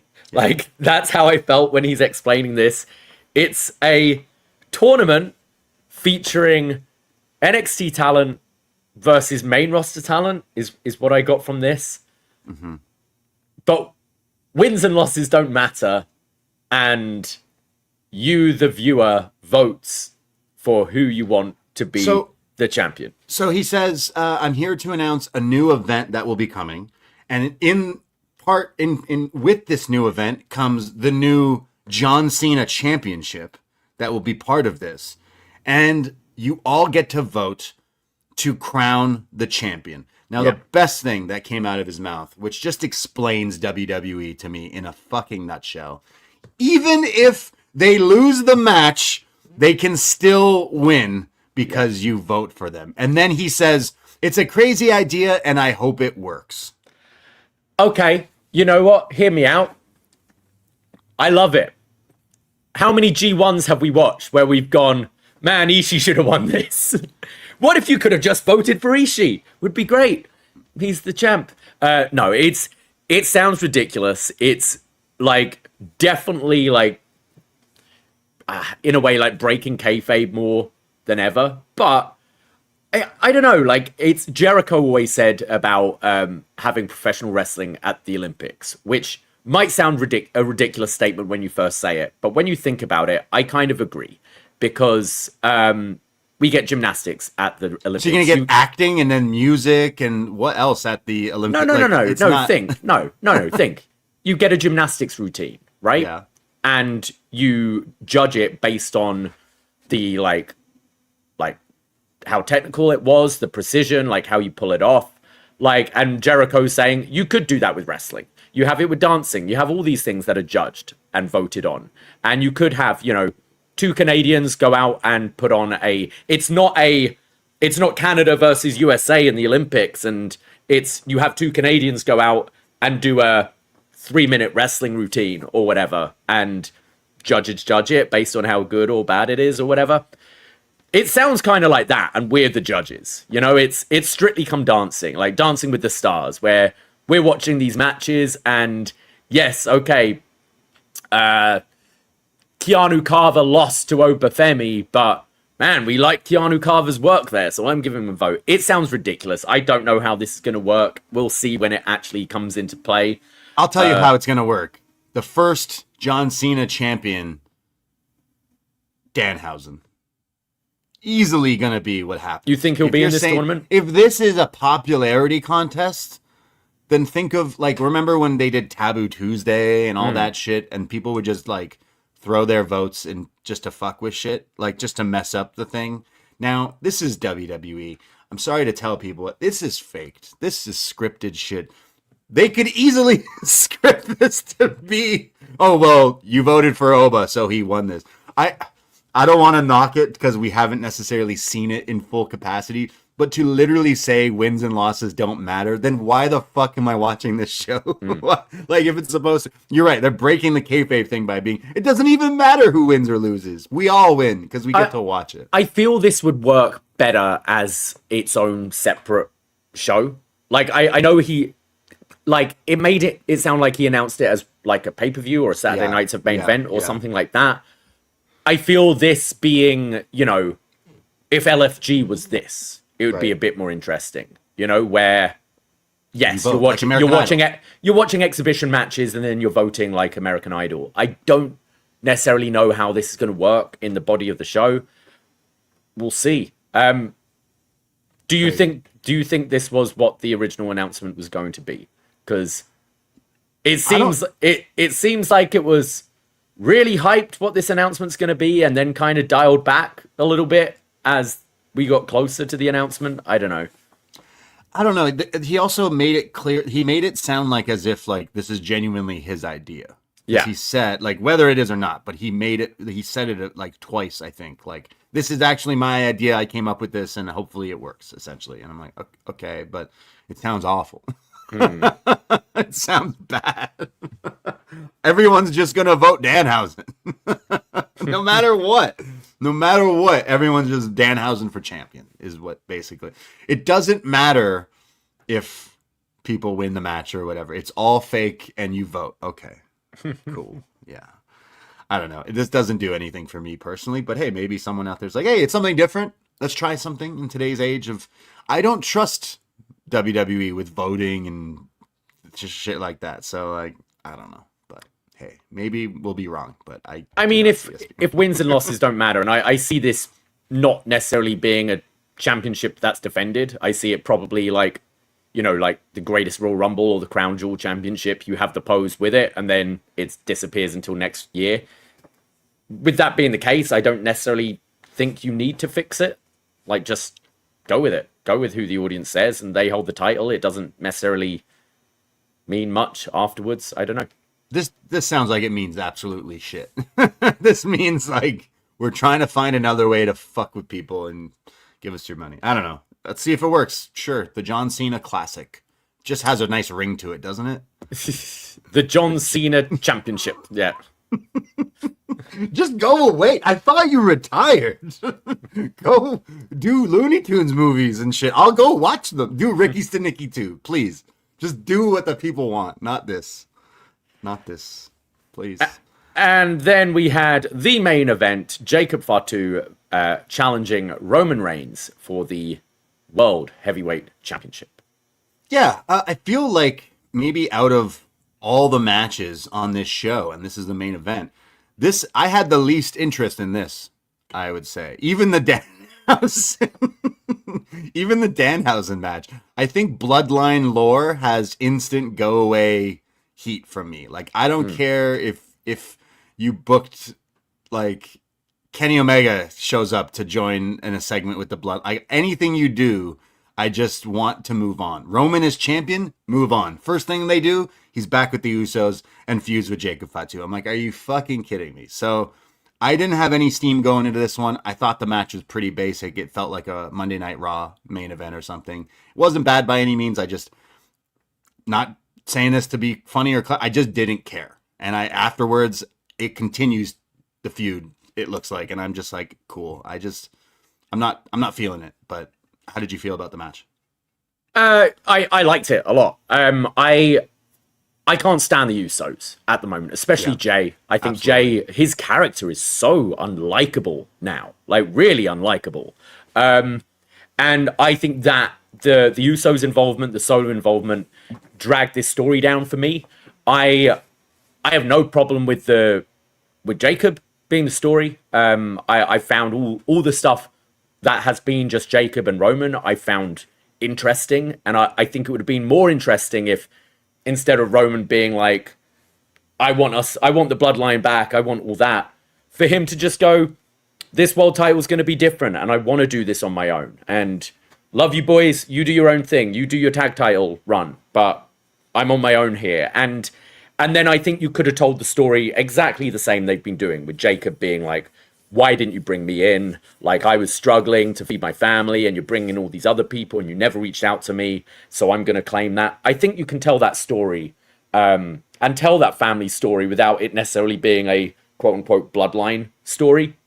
But I think the stuff they've done with the Tongan Death Grip has been interesting. I've quite liked it, that they've like built this up, this lore around this move that you'd never use on family.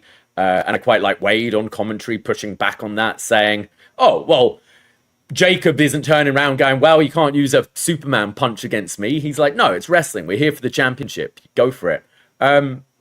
I've enjoyed this recent Roman Reigns style because it's a lot more action-paced than his heel run. He's doing a lot more. He's not relying on walking around and talking quite as much. And I thought they had a pretty strong match. I thought Jacob looked like he belonged in the main event here.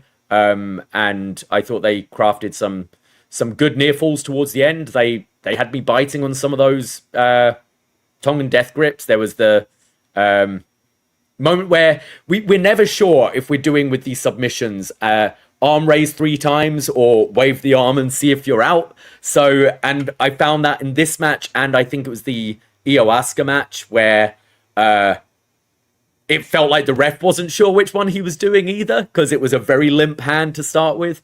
But it made me kind of bite on that as well. I've definitely got more tolerance to Roman than you do, but I thought this was pretty strong. And I think so far Roman's had a couple of, like, the Mania match and this one, I wouldn't say I enjoyed this as much as the Mania match, but I did enjoy this a lot, and a lot more than most of his first championship, well, the epic championship run. Yeah, and that's totally fair. I just still feel like it is a bit of a copy paste, and I guess I'll just get out and say it. The Tongan Death Grip looks like shit.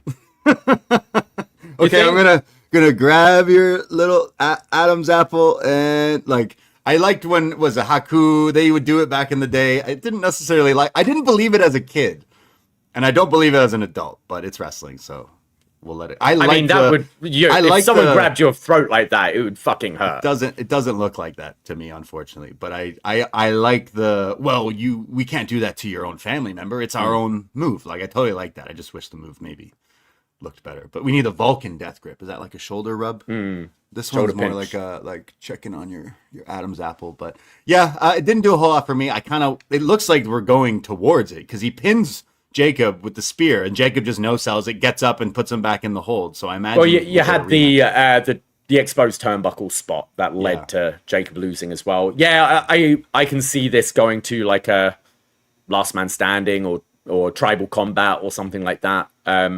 We do have the Italy show that I think Roman's advertised for. It's only 3 weeks away, so I see the rematch being there. And yeah, some sort of gimmick for it. I genuinely enjoyed the Danhausen match more than this main event. Right. I enjoyed the this and the IYO Asuka match were my favorite matches of the show. And the crowd was the same way. Like, they weren't quiet for this main event by any means, but if you side by like, they were very loud for that El Torito. I quite enjoyed this show. I thought this was stronger than WrestleMania. There was nothing like, you know, we kind of went in quite heavy on Seth Rollins, but it wasn't a bad match. Just certainly had its issues. But apart from that, I quite enjoyed this top to bottom. And I thought, as I mentioned at the top, the flow was a lot better than WrestleMania. I found it a relatively easy watch. I didn't mind this show at all. It felt like you actually got more wrestling on this, which, okay, WrestleMania, it has proven over the years, you don't get a lot of time. It's all about the pomp and circumstances and celebrities and ads and everything. But the wrestling match times, like, were way longer on this. Like, Bron and Seth went, like, 20 minutes, essentially. So did, like, IYO and Asuka almost went 20 minutes. So, like, already showing you that the matches were more important. In fact, I think the Danhausen match got more time than most matches on WrestleMania tonight. Yeah. So, like, that also, like, adds to it. Like, IYO and Asuka definitely was my favorite. You know, I was shitting on Seth earlier. I do think maybe he's past the Seth of the old, but I still thought the match was good, and I think Bron, there's something there with him down the line. But I don't know. I didn't love this show. I definitely didn't hate this show, and I would say my highlights were some of the stuff that I usually despise. Like, the Danhausen stuff was infectious, hearing the crowd roar for that kind of silly stuff. So I can get into that.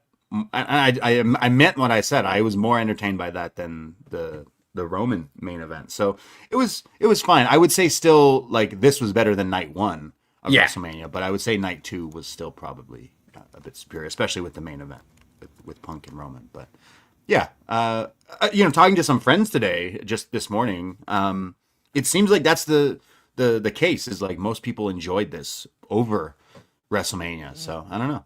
Maybe that's what people like. I think the you know, the main event of WrestleMania Night 2, the moment of Ober and Brock and that ladder match was better than anything on this show.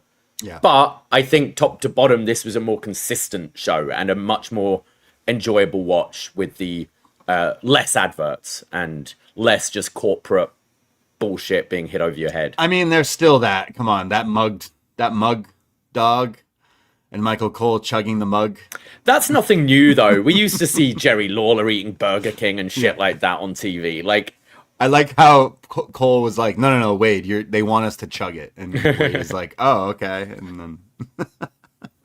And hey, like, if Mug wants to sponsor us as well, I'll chug some root beer online. We are very open. I haven't had a mug in a while. Mug used to be the shit back in the day. I forgot about Mug. Maybe that's why they're advertising. They have it at Dollarama usually, which is good. Yeah. Right. Super chats are open for the first time on the Poisonrana feed, and we do have a super chat from Jake from the Windy City, which will transition us nicely away from Backlash and onto other topics. He says, rest in peace, Ted Turner has done a lot of cool shit. WCW, Cartoon Network, colorizing classic movies, and saving bisons. Pure Americana. Yes, Ted Turner passing away aged 87 this week, and had a very nice tribute at the start of Dynamite with Tony Schiavone and Sting, and we did have the graphic come up at the start of SmackDown as well. But yeah. Interesting seeing all the news and things out there that barely mentions wrestling with Ted Turner. But obviously, when we hear that name as wrestling fans, we all automatically think of WCW and the Monday Night Wars. I think of Billionaire Ted. Yes. With the gap tooth, the Monday Night Raw segments, right? Mm-hmm. Where they had the guy dressed up like him and the old wrestlers like Hogan and stuff. I always think of that. It is funny because I watch a lot of news and work in news and stuff like that, and I see all the tributes from all the different networks and stuff, and like they would mention, and he did wrestling. It's like a footnote, isn't it? And that one picture that they were using in all these like memoirs was like him in front of a WCW sign with that one like terrible wrestler. I'm blanking on who he is, who has the ridiculous outfit. And it's like that one photo was the one that they were using in all these things. I'm like, of all the photos, that's the one. But yeah, not only WCW, but Jake mentioned Cartoon Network. That was a huge. Now in Canada, we didn't have Cartoon Network, but we had agreements where we would get a lot of their shows on our networks. And yeah, that was a huge thing. WCW and Cartoon Network. That's a lot of childhoods. CNN. You know, 24-hour news and all that. That's the big one, obviously, is where he created that, right? So, yeah, the guy was definitely a big, mogul, and he was in charge of so much stuff in our lifetime with TV and everything. So, rest in peace, Billionaire Ted. WCW should have won. I don't know about that, but yeah. I thought nice tribute at the start of Dynamite, and just, it seemed to be, a billionaire who genuinely cared about wrestling and did some good shit. You just knew when Sting was like, this billionaire loved wrestling. I was like, he was going to transition, nice segue. Yeah. And then he's like, well, speaking of billionaires who love wrestling, we have one too. And it's like, yes, Billionaire Tony, Billionaire Tone, and Billionaire Ted passing the torch to... That's the other thing.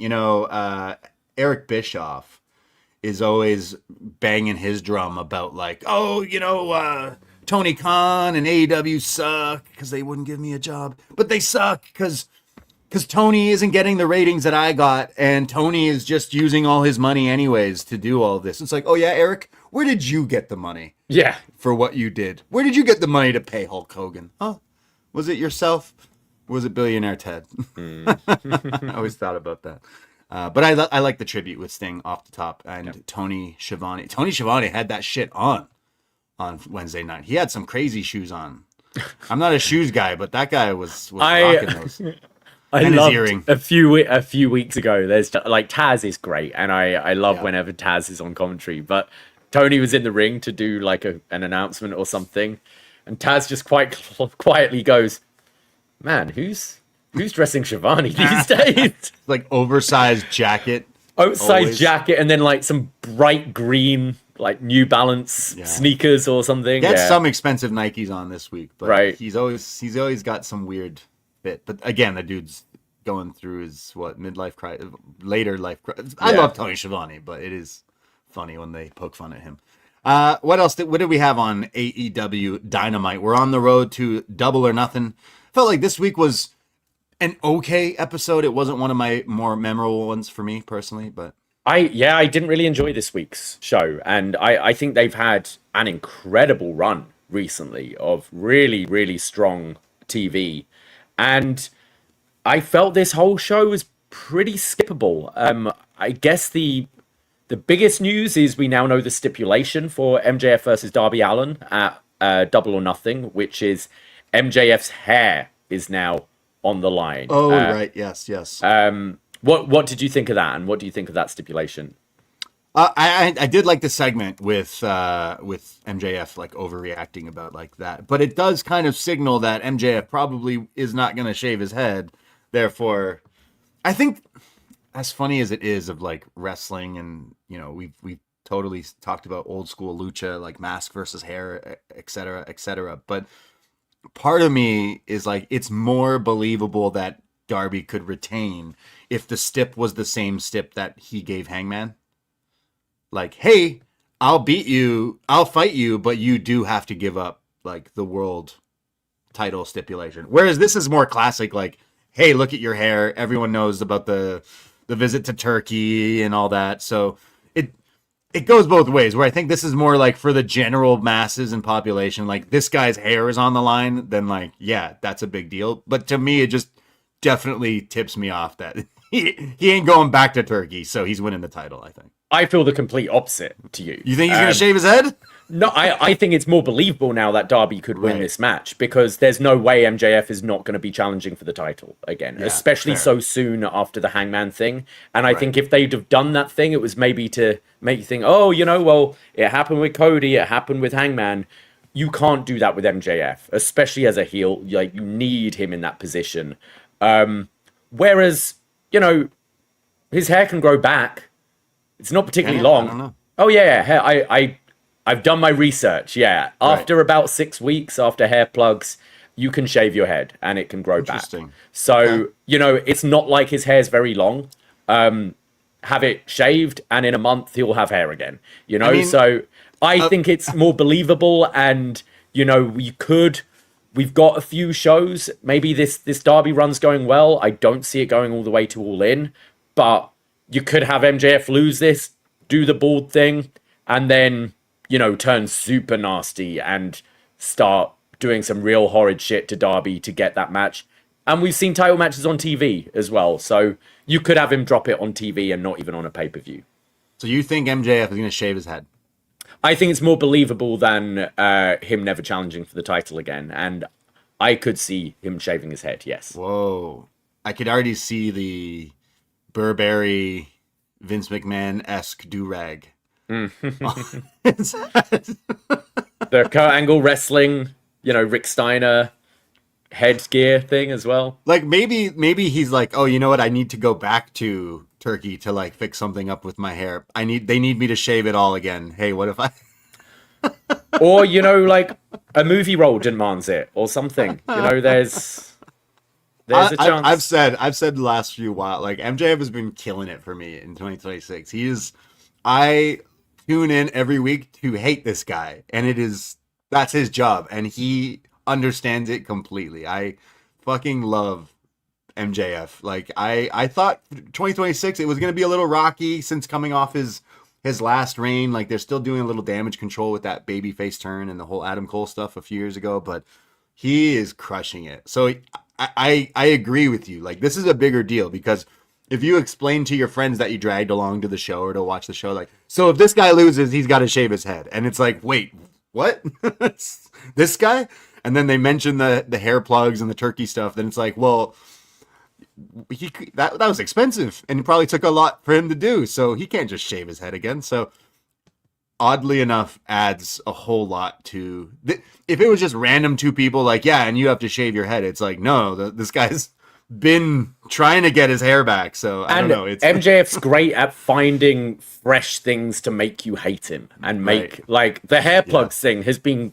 It's great fodder for baby faces to make fun of, and you know, I could totally see it being the case. I see this title going back on MJF at some point, but does it have to be Double or Nothing? Maybe not. I've been loving this Darby run simply because the one thing from Dynamite that I did absolutely love was the main event. So like Darby and his matches, as we'll also talk about the fairway golf thing in a sec, but like his matches so far have been awesome with the title defenses. I think of the Ciampa, Brody, now Kevin Knight, Pac this week as well coming up. So like he's already like crushed it as a champion and been putting on some of his best stuff. So I am looking forward to this match at Double or Nothing, and I still genuinely think MJF's winning it back, especially with this hair stipulation, but I would love to be pleasantly surprised to see Darby retain, but I just don't know if that's necessarily going to happen, but I'm looking forward to it, that's for sure. So sorry, I thought Kevin Knight versus Darby was excellent. I don't think I enjoyed it as much as the Ciampa match, but that's just showing what a ridiculous high bar Darby set these last few weeks. Man, Kevin Knight's just like on the ascension, which is great to see too. But yeah, any other thoughts on that match? Loved Kevin Knight and Darby. I did like the Ciampa one a bit more too, but I'm trying to think of anything else from Dynamite just quick before kind of moving. There wasn't a whole lot of stuff. There really wasn't much, was there, this week? I don't understand the ops stuff. Samoa Joe, Shibata, and the pride of wrestling, the pride of AEW. I don't like, they're trying to start beef with people and claiming that he wants to like get the championship, and I'm like, okay, you're kind of an afterthought at this point right now. And then you have the Jericho stuff as well. Like people seem to be into it, but I don't know. Okay, yeah. Well, let's start with the ops. Like, first off, what? Hook is off filming a movie. Who fucking, like, I've been auditioning. I can't get a job for shit. Like, who's hiring this guy? Like, the most charismaless person. Like, he couldn't even convince me that this coffee shop he was going on about will blow my mind. Like, who's hiring him to be in a film, for fuck's sake?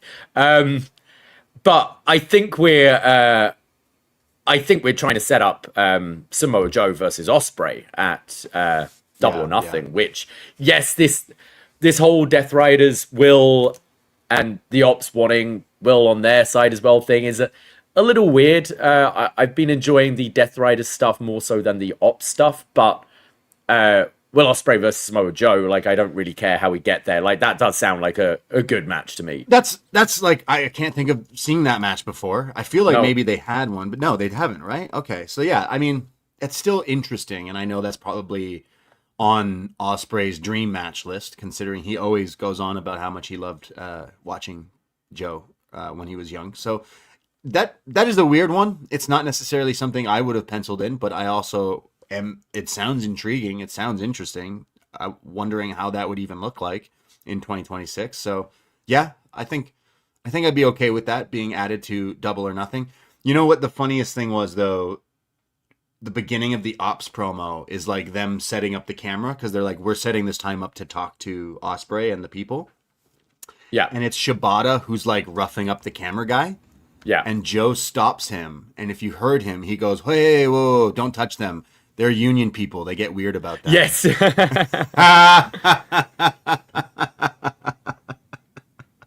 If you know, you know, I guess. But there's been some issues with some union people and non-union people with working AEW and this and that. So I thought that was a bit of an inside thing, but I thought that was funny. But staying on, like, we think we're going to add Ospreay versus Samoa Joe to Double or Nothing. What else do you think is being added? Because then we went from Dynamite to Fairway to Hell.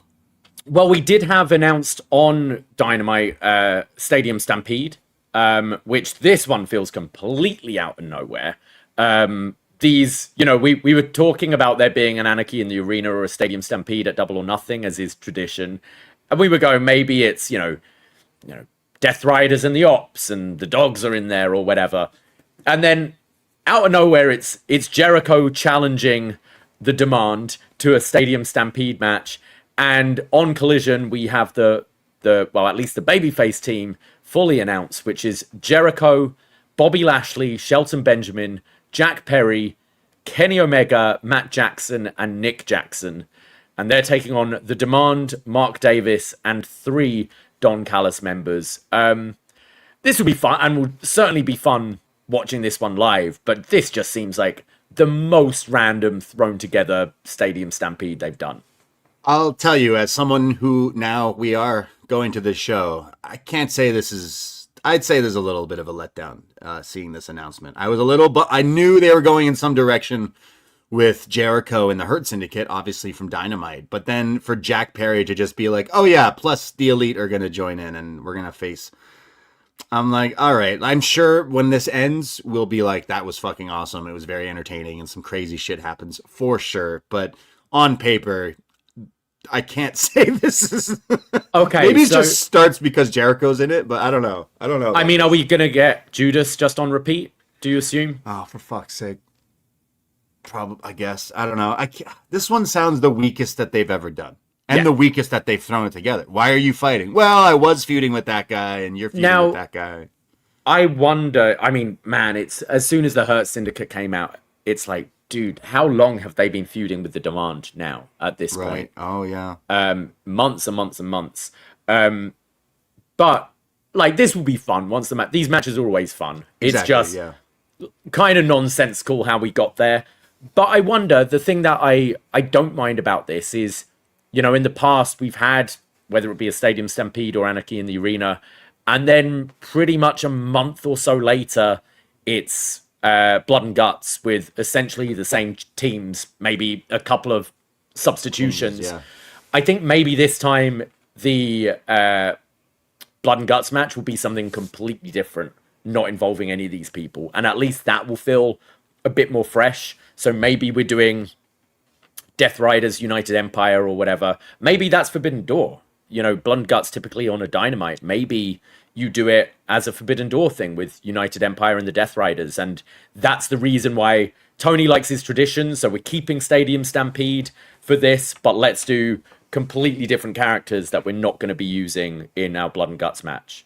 You know, I love pretty much all the people in this match. And I just, as someone who, I think it's just because we're going. As someone who's going, it's like I feel like this is a waste of the Young Bucks. I feel like this is a waste of Kenny Omega, who's been disappeared since losing. And all of a sudden, Jack Perry's like, oh, yeah, I convinced him to come back to face Ricochet and his mates. It's like, come on, really?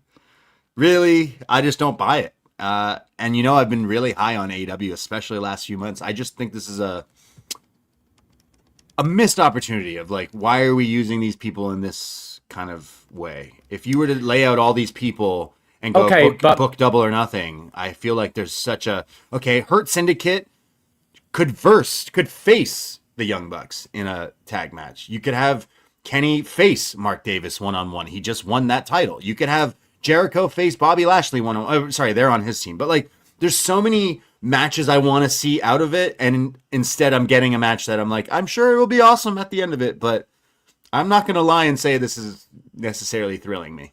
And I love all of these people. The Elite in a match, I'm sold, but I'm like, they got to face those guys again, and I'm just so over. Yeah, I mean, I know what you mean, but I also think we're trying to peak stuff for All In, and maybe there's certain people that shouldn't be taking losses right now, and you know, like, yes, you could do Kenny versus Mark Davis, but Kenny doesn't need that title, and he's going to be in the Owen soon, I assume. So like this whole match feels like it's happening for no reason. None of these people were feuding with these people.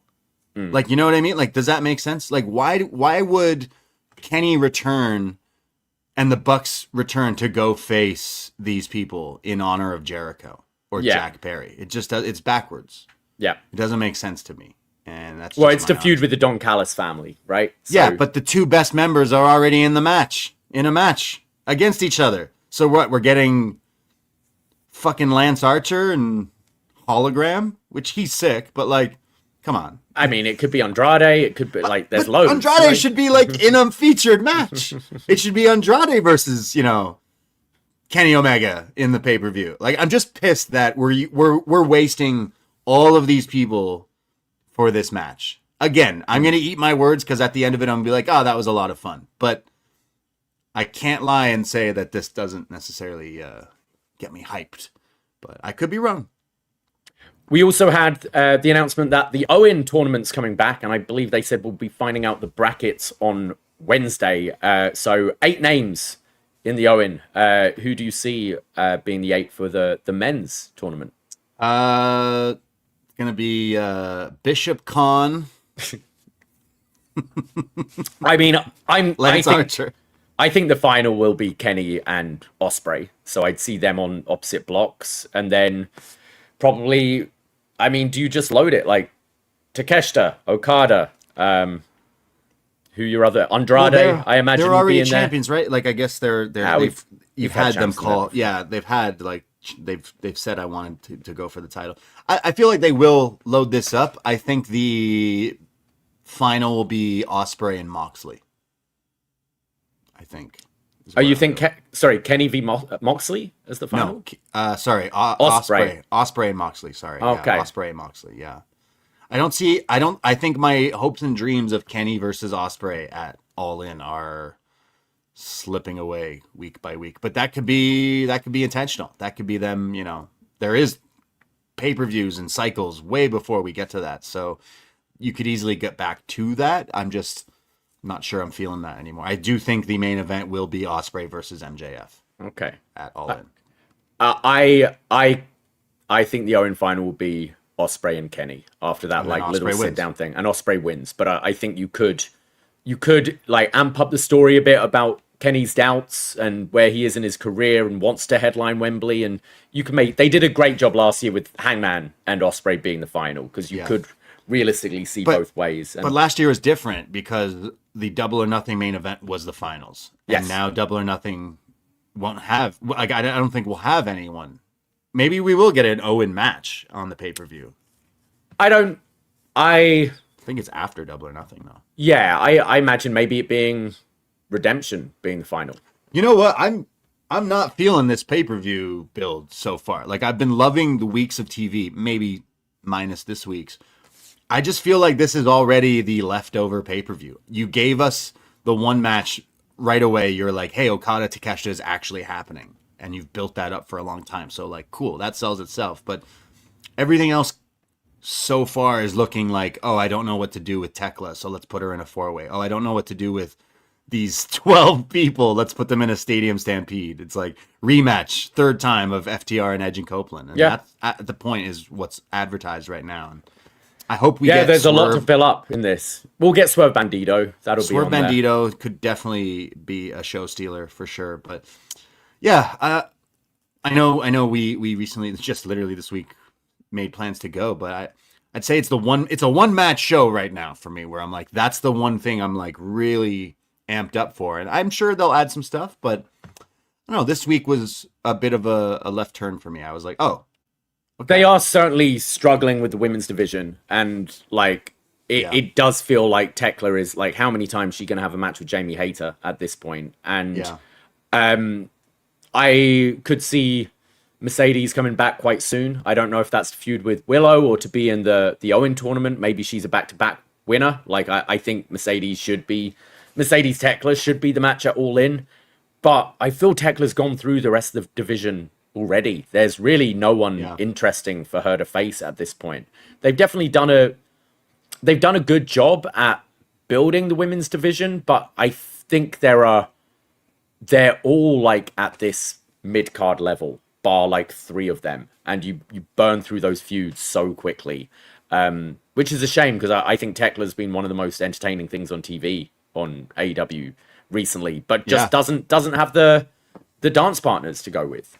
Yeah, I feel like they've built her up really well, and she is really entertaining, calling people dumb bitches. I love it, but I feel like she ain't have the proper dance partners. Like, they've built Willow up really well, but she's the other champion, and we've already done the like champions versus each other and stuff, so they do need to kind of separate them. But after this, I'm not sure where we go with Tekla, but I would imagine Mercedes Tekla is the all-in women's world title match. You'll do Tekla versus someone from CMLL, I imagine, or Stardom.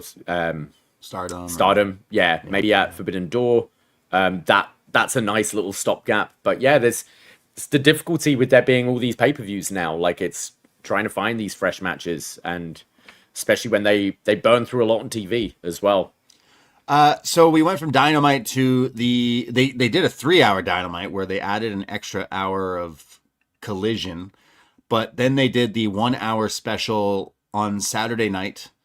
Also, weren't they in Florida as well? They were, I think. It was on Saturday?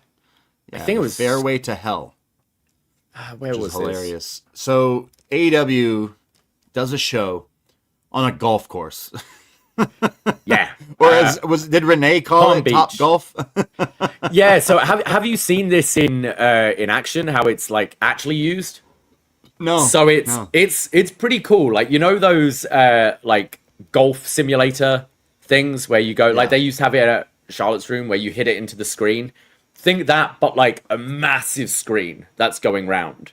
And so you've got all these like actual holes, and as you can see, like the sand and all that, but you are still like virtually hitting the ball as well. It's kind of cool. I've seen it on TV a couple of times, but made for one of the most interesting looking venues for wrestling. Like, super weird, but super cool. Like, it stands out. It's so different and interesting. And then on top of that, it like cuts to Renee, who's in like her golf, sweater vest, and everyone throughout the night, even some of the camera crew were wearing like golf attire, which I thought was really funny. So they really went the extra mile here. But we started off with Jack Perry defending his national title. Is that the right title? Versus Mark Davis.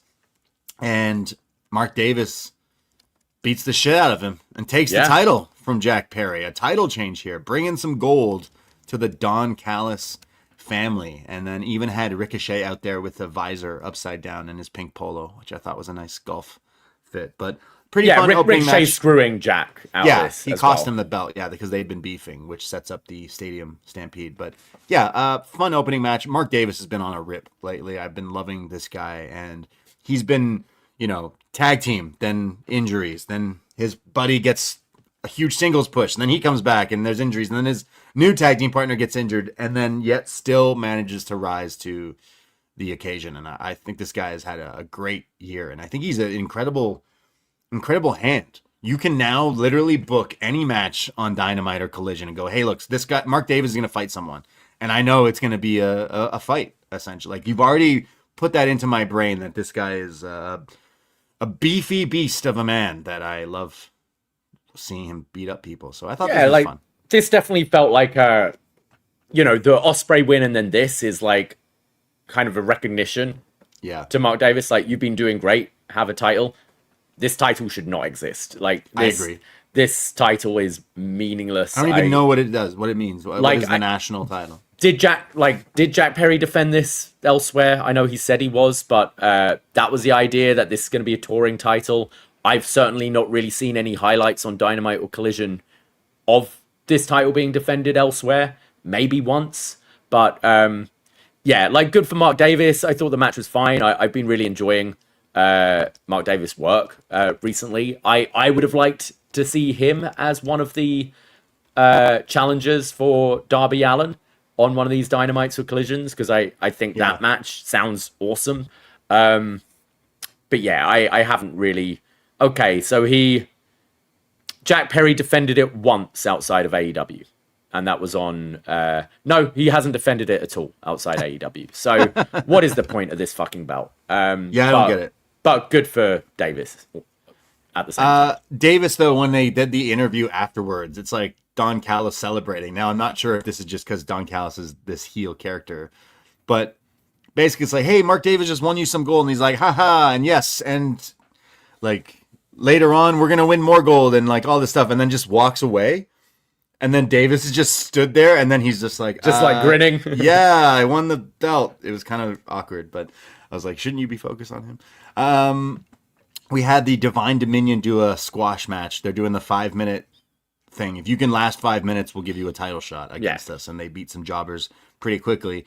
But I'm sure Ted Turner would have loved this. We had that last match scheduled for an allotted time, but it ended so early that we have time for another standby match. And we got to see Speedball Mike Bailey come out and beat this guy, Kieran Gray, in about a minute or two. And I thought that guy, for whatever, was pretty entertaining. I've never seen this guy before at all, but trained by the Nightmare Factory. He was pretty interesting. So afterwards, Kevin Knight was saying like Speedball should be going for gold now. Well, I know what you were about to ask me. I wanted Speedball to be like, yeah, you're right. Double or nothing. Put your title on the line. I think we'll get there. I think maybe that might be the Montreal show, if that is happening. But Mark Davis. Oh no, Mark Davis is in the. He's already a champion. No, I was going to say Speedball Mark Davis. Gotcha. Speedball challenging Davis for that. Right. But Davis is going to be in that Stadium Stampede match, so we could do it on TV. But yeah, I don't know. I thought for sure it was like, hey, Speedball, we need to get you some gold, and then he's like, oh yeah, well, hey, yours looks nice. you could put the title on the line, and if you added that to Double or Nothing, that's a real like that could be a banger for sure. So I do think we will get there eventually, just maybe not right now. I mean, either of these guys could be in the Owen Hart tournament too. Yep, they would be, and then maybe they face each other towards the end of it or something like that. I'm not sure, but Speedball looked good. I did think they were teasing something, so I would like to go to this match if we can. But then we went to the main event. This was definitely my match of the show. Maybe my match of the night, actually, between all the wrestling I watched. This was ridiculous. Darby Allin putting his title on the line against Pac. Now, these two have had some matches just in the recent memory, and they've been out there killing each other. And now you've added this golf course factor into this, and I said the word ridiculous. I'll keep saying it because two guys fighting around in a no what is it, false count anywhere match. No count outs. The pin had to happen in the ring, but you won't be counted out. Right, so you do have to pin the guy in the ring. You have to pin in the ring, yeah. They're fighting through the crowd here. They're fighting in the sand dunes. I've never seen someone get drop kicked so hard that he backflips into the sand pit of a golf course here. A code red into the sand was pretty crazy as well. But these guys were going out there killing each other. If it wasn't the stuff in the sand pits, it was the stuff in the ring or ringside. That was crazy. There's like a tombstone onto the steps. But then, I mean, that spot at the end. The table spot? Absolutely mental. So they set up 4 tables. So 2 tables next to each other stacked with a table on top. So 4 tables. And then they fight around through the crowd here. AEW loves to do these, like, you know, following the action where they fight through like the building or the arena and stuff, which I do love. But they go up like flights of stairs, like multiple flights of stairs to get to this area where the people are there. And then it's Pac who sends Darby crashing through these tables. I mean, you're probably listening to this, you have seen it, but the off chance you haven't, like, you got to watch it. I've watched it in every angle, including from the fans who are just sitting in their seats when this happened right in front of them. But he throws Darby off this thing, which is an insane spot, considering every week this guy's doing at least one crazy thing to his body. But the thing that got me was then Darby's just laying there dead. And Pac now is booking it, running. And the cameraman's following, running, also scaring kids at the same time. These kids were so scared of him. And he's running, booking it down like the escalator and the stairs, because he's got to go all the way back down and go back to get him. Grabs the corpse of Darby, throws it in the ring, and Darby kicks out. And that was like, the crowd went crazy for it. I thought that was a great bit of television. It's funny because, like, I can't remember where I heard this from, but I basically heard, like, you know, if you throw someone off a balcony, you've then got to go off the balcony or whatever. You know, you often see someone be thrown off and then they dive and hit a crossbody or whatever. Yeah. But just watching Pac doopy-doopy-doo running down the escalators to get back. Like, we need to hear some, like, comedy cartoon music dubbed over him running. But really fun match. Like, I was at Full Gear, we saw them, and I think that was my match of the night. Really love these guys' chemistry, but just adding the really unique setting of this golf course was awesome. It was so different. Like, you've never seen, like, they've done it in the past. It's been a while. They did the cruise ship one. They've done like the beach break or whatever. But I love when they do this stuff. Like, lean more into this. This is going to get more eyes and interest, because if you're someone who was watching Backlash and then you tune to watch this, like, it's just so different and feels like a completely different animal than WWE. It just, like, I don't know. It makes wrestling fun doing stuff like this. I wish they continue and do dynamites in a zoo, do dynamites on the moon, do like anywhere you could possibly do a show that's a different setting. But I thought that spot was crazy. I cannot understand how Darby every week does something this crazy and then gets up and has another match the next week. Like, normal people, you're probably hurt from doing something like this, but he's a stuntman. He's a professional. And now he's going to face Takeshita next week. It was originally announced it was Okada versus Darby, but due to family issues, it's now going to be Takeshita versus Darby Allin. Do you see these family issues being bullshit and Okada costing Takeshita the title? I don't know. I feel like there's maybe some actual merit to, like, maybe Okada could not make this thing, but or he comes out and screws Takeshita. That would be classic wrestling, but. I was interested in seeing Okada versus Darby, but I think we have seen Takeshita Darby once before, and it was pretty interesting. So Takeshi's my favorite to watch, and Darby is very exciting. So this should be a firecracker of a match. Takeshi's going to murder this guy.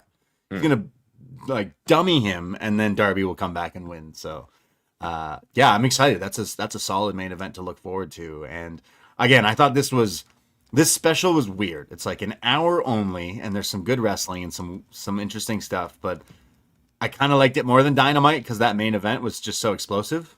Yeah, I agreed. I was kind of down on AEW this week. Like, it didn't hit like it has to. I mean, they set such a high bar for themselves that it's difficult, I guess. But I'd say I enjoyed Collision a bit more this week than Dynamite. I loved the main event, and I do like the direction of going towards Darby just being the fighting champion, like opposite of what MJF is. MJF called his reign of terror on Dynamite. I thought that was funny too. Like, everyone's so over this reign of terror. You've been champion for so long. It's like, yeah, okay. Jake in the chat asks, do you guys think defending the world title every week could be too much and might not make the title unique? I don't, because it's Darby, and I don't think we expect a long title run from Darby, and it's all part of the story. I don't think you want to do this with every champion. But I think it's working for this story they're telling.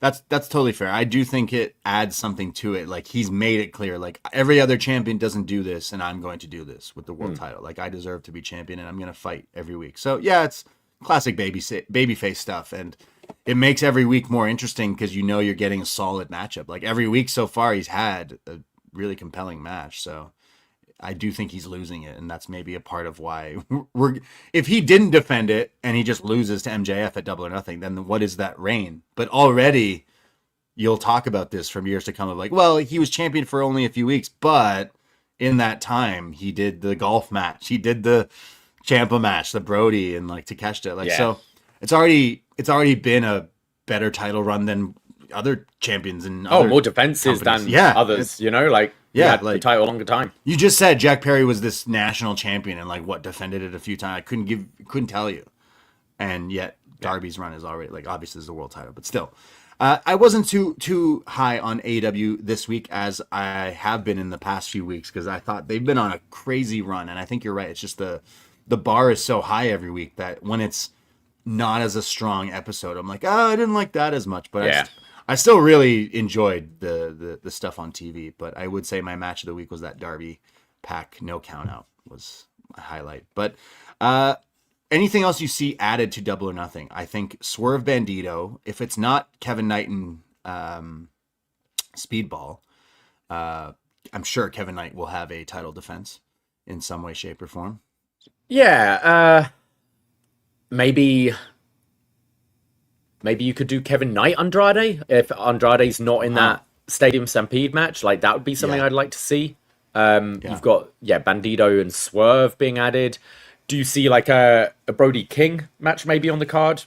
I see. Like, I wonder with this week with the Owen Hart tournament brackets being announced on Wednesday. Like, I would imagine they add one of those matches to the pay-per-view. Yeah, like, you know, like if it is. It depends when because remember, this isn't the Continental Classic. This is only 8 people, so it's only a quarter, semi, and final. So it depends how long they want to space it out. Like, when do they want to do the final? Because it's still a long time before All In. Like, do you want the winner of the Owen announced like months before All In? I don't know. Yeah, I mean, true. Because you could do the thing where if you do it months before, you have them defend their spot. Maybe they're all in spot, perhaps. But like the rumored Montreal show Redemption, and we're just assuming now. Nothing's advertised yet, but we're assuming Sunday, July 26th is the AEW Redemption pay-per-view in Montreal. Assuming that is the case, I would imagine that's the finals of the Owen Hart. Yeah, and if you're saying that would make the most sense, right? And if you're saying Kenny Ospreay, then you've got Forbidden Door before that. Like, it's July. Like, you've got 2 months. So I don't know if you're going to want to put one of the tournament matches on Double or Nothing. Yeah, that's totally fair. Yeah. Also, we mentioned Samoa Joe and Ospreay. I think that's going to be something that will be added. Anything with Mox, Death Riders, anything there would be added. True. Who else was on TV? Or maybe you do Ospreay and Mox taking on Joe and Shibata or something like that. Yeah. I think the singles match is way bigger, though. Yeah, me too. I am a little let down with the Stadium Stampede. It just feels lazy booking of like, well, there's all these feuds and everyone hates Ricochet. Fuck it. Kenny and Bucks and all that. It's like, what do they have to do with that right now? Yeah. Wouldn't they be worried about gold? Because that's what they were featured. Like, I feel like that's a slip up there where it's like, wait, you were doing so well of making Kenny fight for things that matter and the Bucks being entangled with FTR and them. And I know they have their big match, so it's keeping them busy, I guess. But either way, it'll be exciting. I'm sure. But I think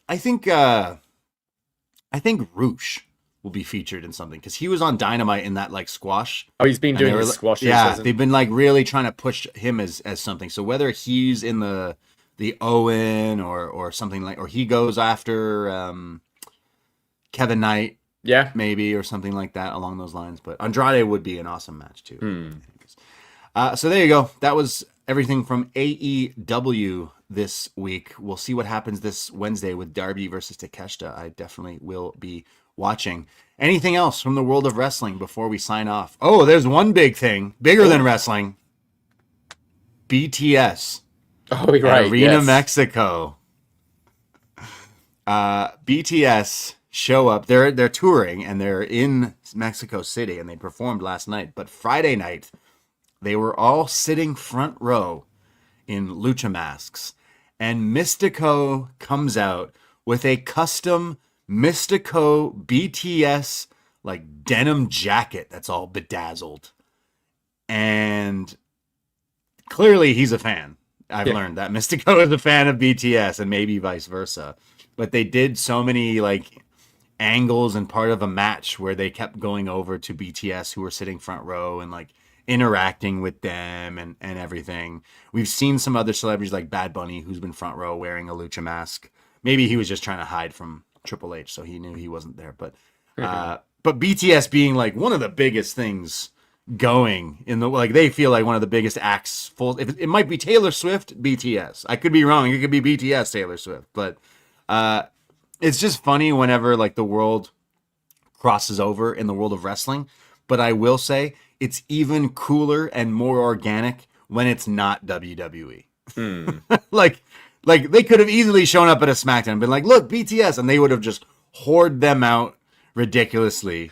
But instead, you get more the sense that they're actual fans showing up rather than in WWE. It's like, oh, they've got a Netflix special, so they've been comped a front row ticket or whatever, you know? Yeah. So it's just funny that like some of the biggest celebrities, because now you're seeing all this traction online of like BTS fans being like, what the fuck is this? And so the jacket that Mystico wore on Friday night then somehow got in the hands of BTS because at their concert last night, one of them was wearing it. Right. And then during a break in between songs, I listened to them cut a promo and they were like, hey, Mexico City, thanks for having us. And then one of them is basically like, yo, I love wrestling. And then shouted out Rey Mysterio, Eddie Guerrero, and Mystico being like, we fucking love Lucha Libre. So cool to see. I'm not necessarily in the BTS world, but you can't avoid, like, I could not avoid seeing this all over news outlets of like, look, BTS are in Mexico and they love wrestling. So if I'm Tony Khan, I'd maybe show a little bit of this on Wednesday just to be like, look, hey, BTS or whatever. So I thought that was pretty cool. So I know I sent it to our friend Tom at Pure Fandom, and I said to him, if you're smart, you buy every single mask that they're wearing in that photo. Yeah. Because maybe people will buy them. But, yeah. Custom BTS lucha masks coming soon. But anyways, I thought that was funny. Anything else?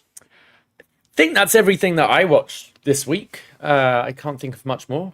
Saw the announcement of Dark Side of the Ring coming back. Yes. Of all the people to get the first 3-parter for Dark Side, would you have guessed it was Jeff Jarrett? Nope. TNA sucks so bad that they're getting a 3-parter on Dark Side of the Ring to show you how shit that company has been ran the last few years. And he's delighted. He's so happy about it. Saw RJ City's tweet. The only person to be excited that they're featured on Dark Side of the Ring. Yeah.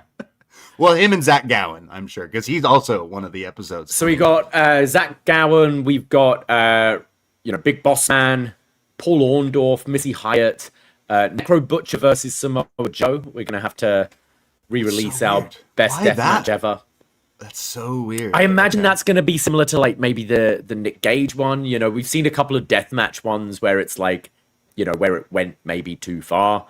Well, Necro Butcher's like still sort of in the wrestling world, but I know everyone says he's a giant piece of shit. So maybe that has something to do with Dark Side. And then Rick Wilson, who's the AKA WCW's Ultimate Warrior knockoff, the Renegade.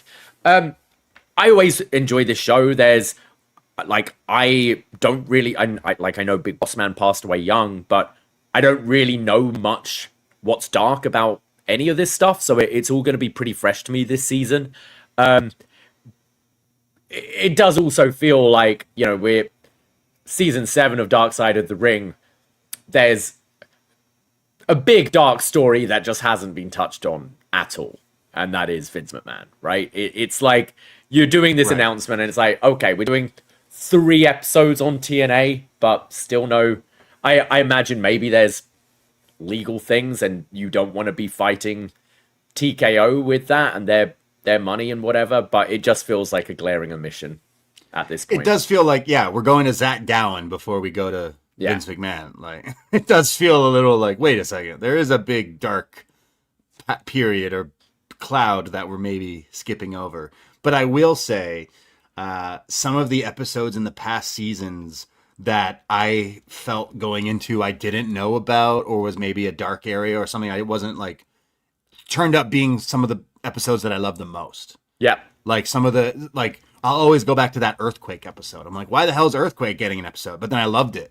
It's like one of my favorites. So I feel like Boss Man's episode, Renegade episode, Zach Gowen episode, I'll learn. It's not necessarily like maybe the darkest, but there's still interesting human stories there that relate to wrestling. And that's what this whole point of the show is. So I cannot wait. I fucking love Dark Side of the Ring so much. So that's July it's coming out, I think. Yeah, a little bit later, but I genuinely am interested in the TNA 3-parter. So we'll have to do some sort of TNA review to coincide with that. Yeah, we'll try and do a few things to maybe coincide with Dark Side this season, and we'll definitely be talking about it on this show.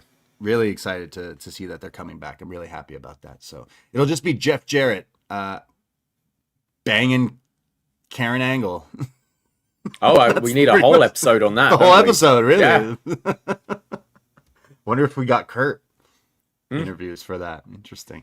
All right. Well, there you go. That's everything that I saw going on in the world of wrestling. We will be back Tuesday on Post Wrestling right after NXT. I'm sure we'll talk about Asuka a little bit more. Maybe there'll be some more stuff coming out of that, plus anything from Monday Night Raw and so much. But we will be live next Sunday right here at the normal time, 2 p.m. next Sunday right here on the Poisonrana Live YouTube page. Give us a follow. Click that download. If you're using Apple, Spotify, whatever podcast app, do us a favor and click download on this episode.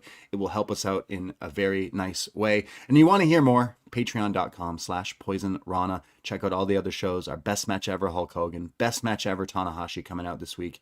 And so much more. Thank you, friends.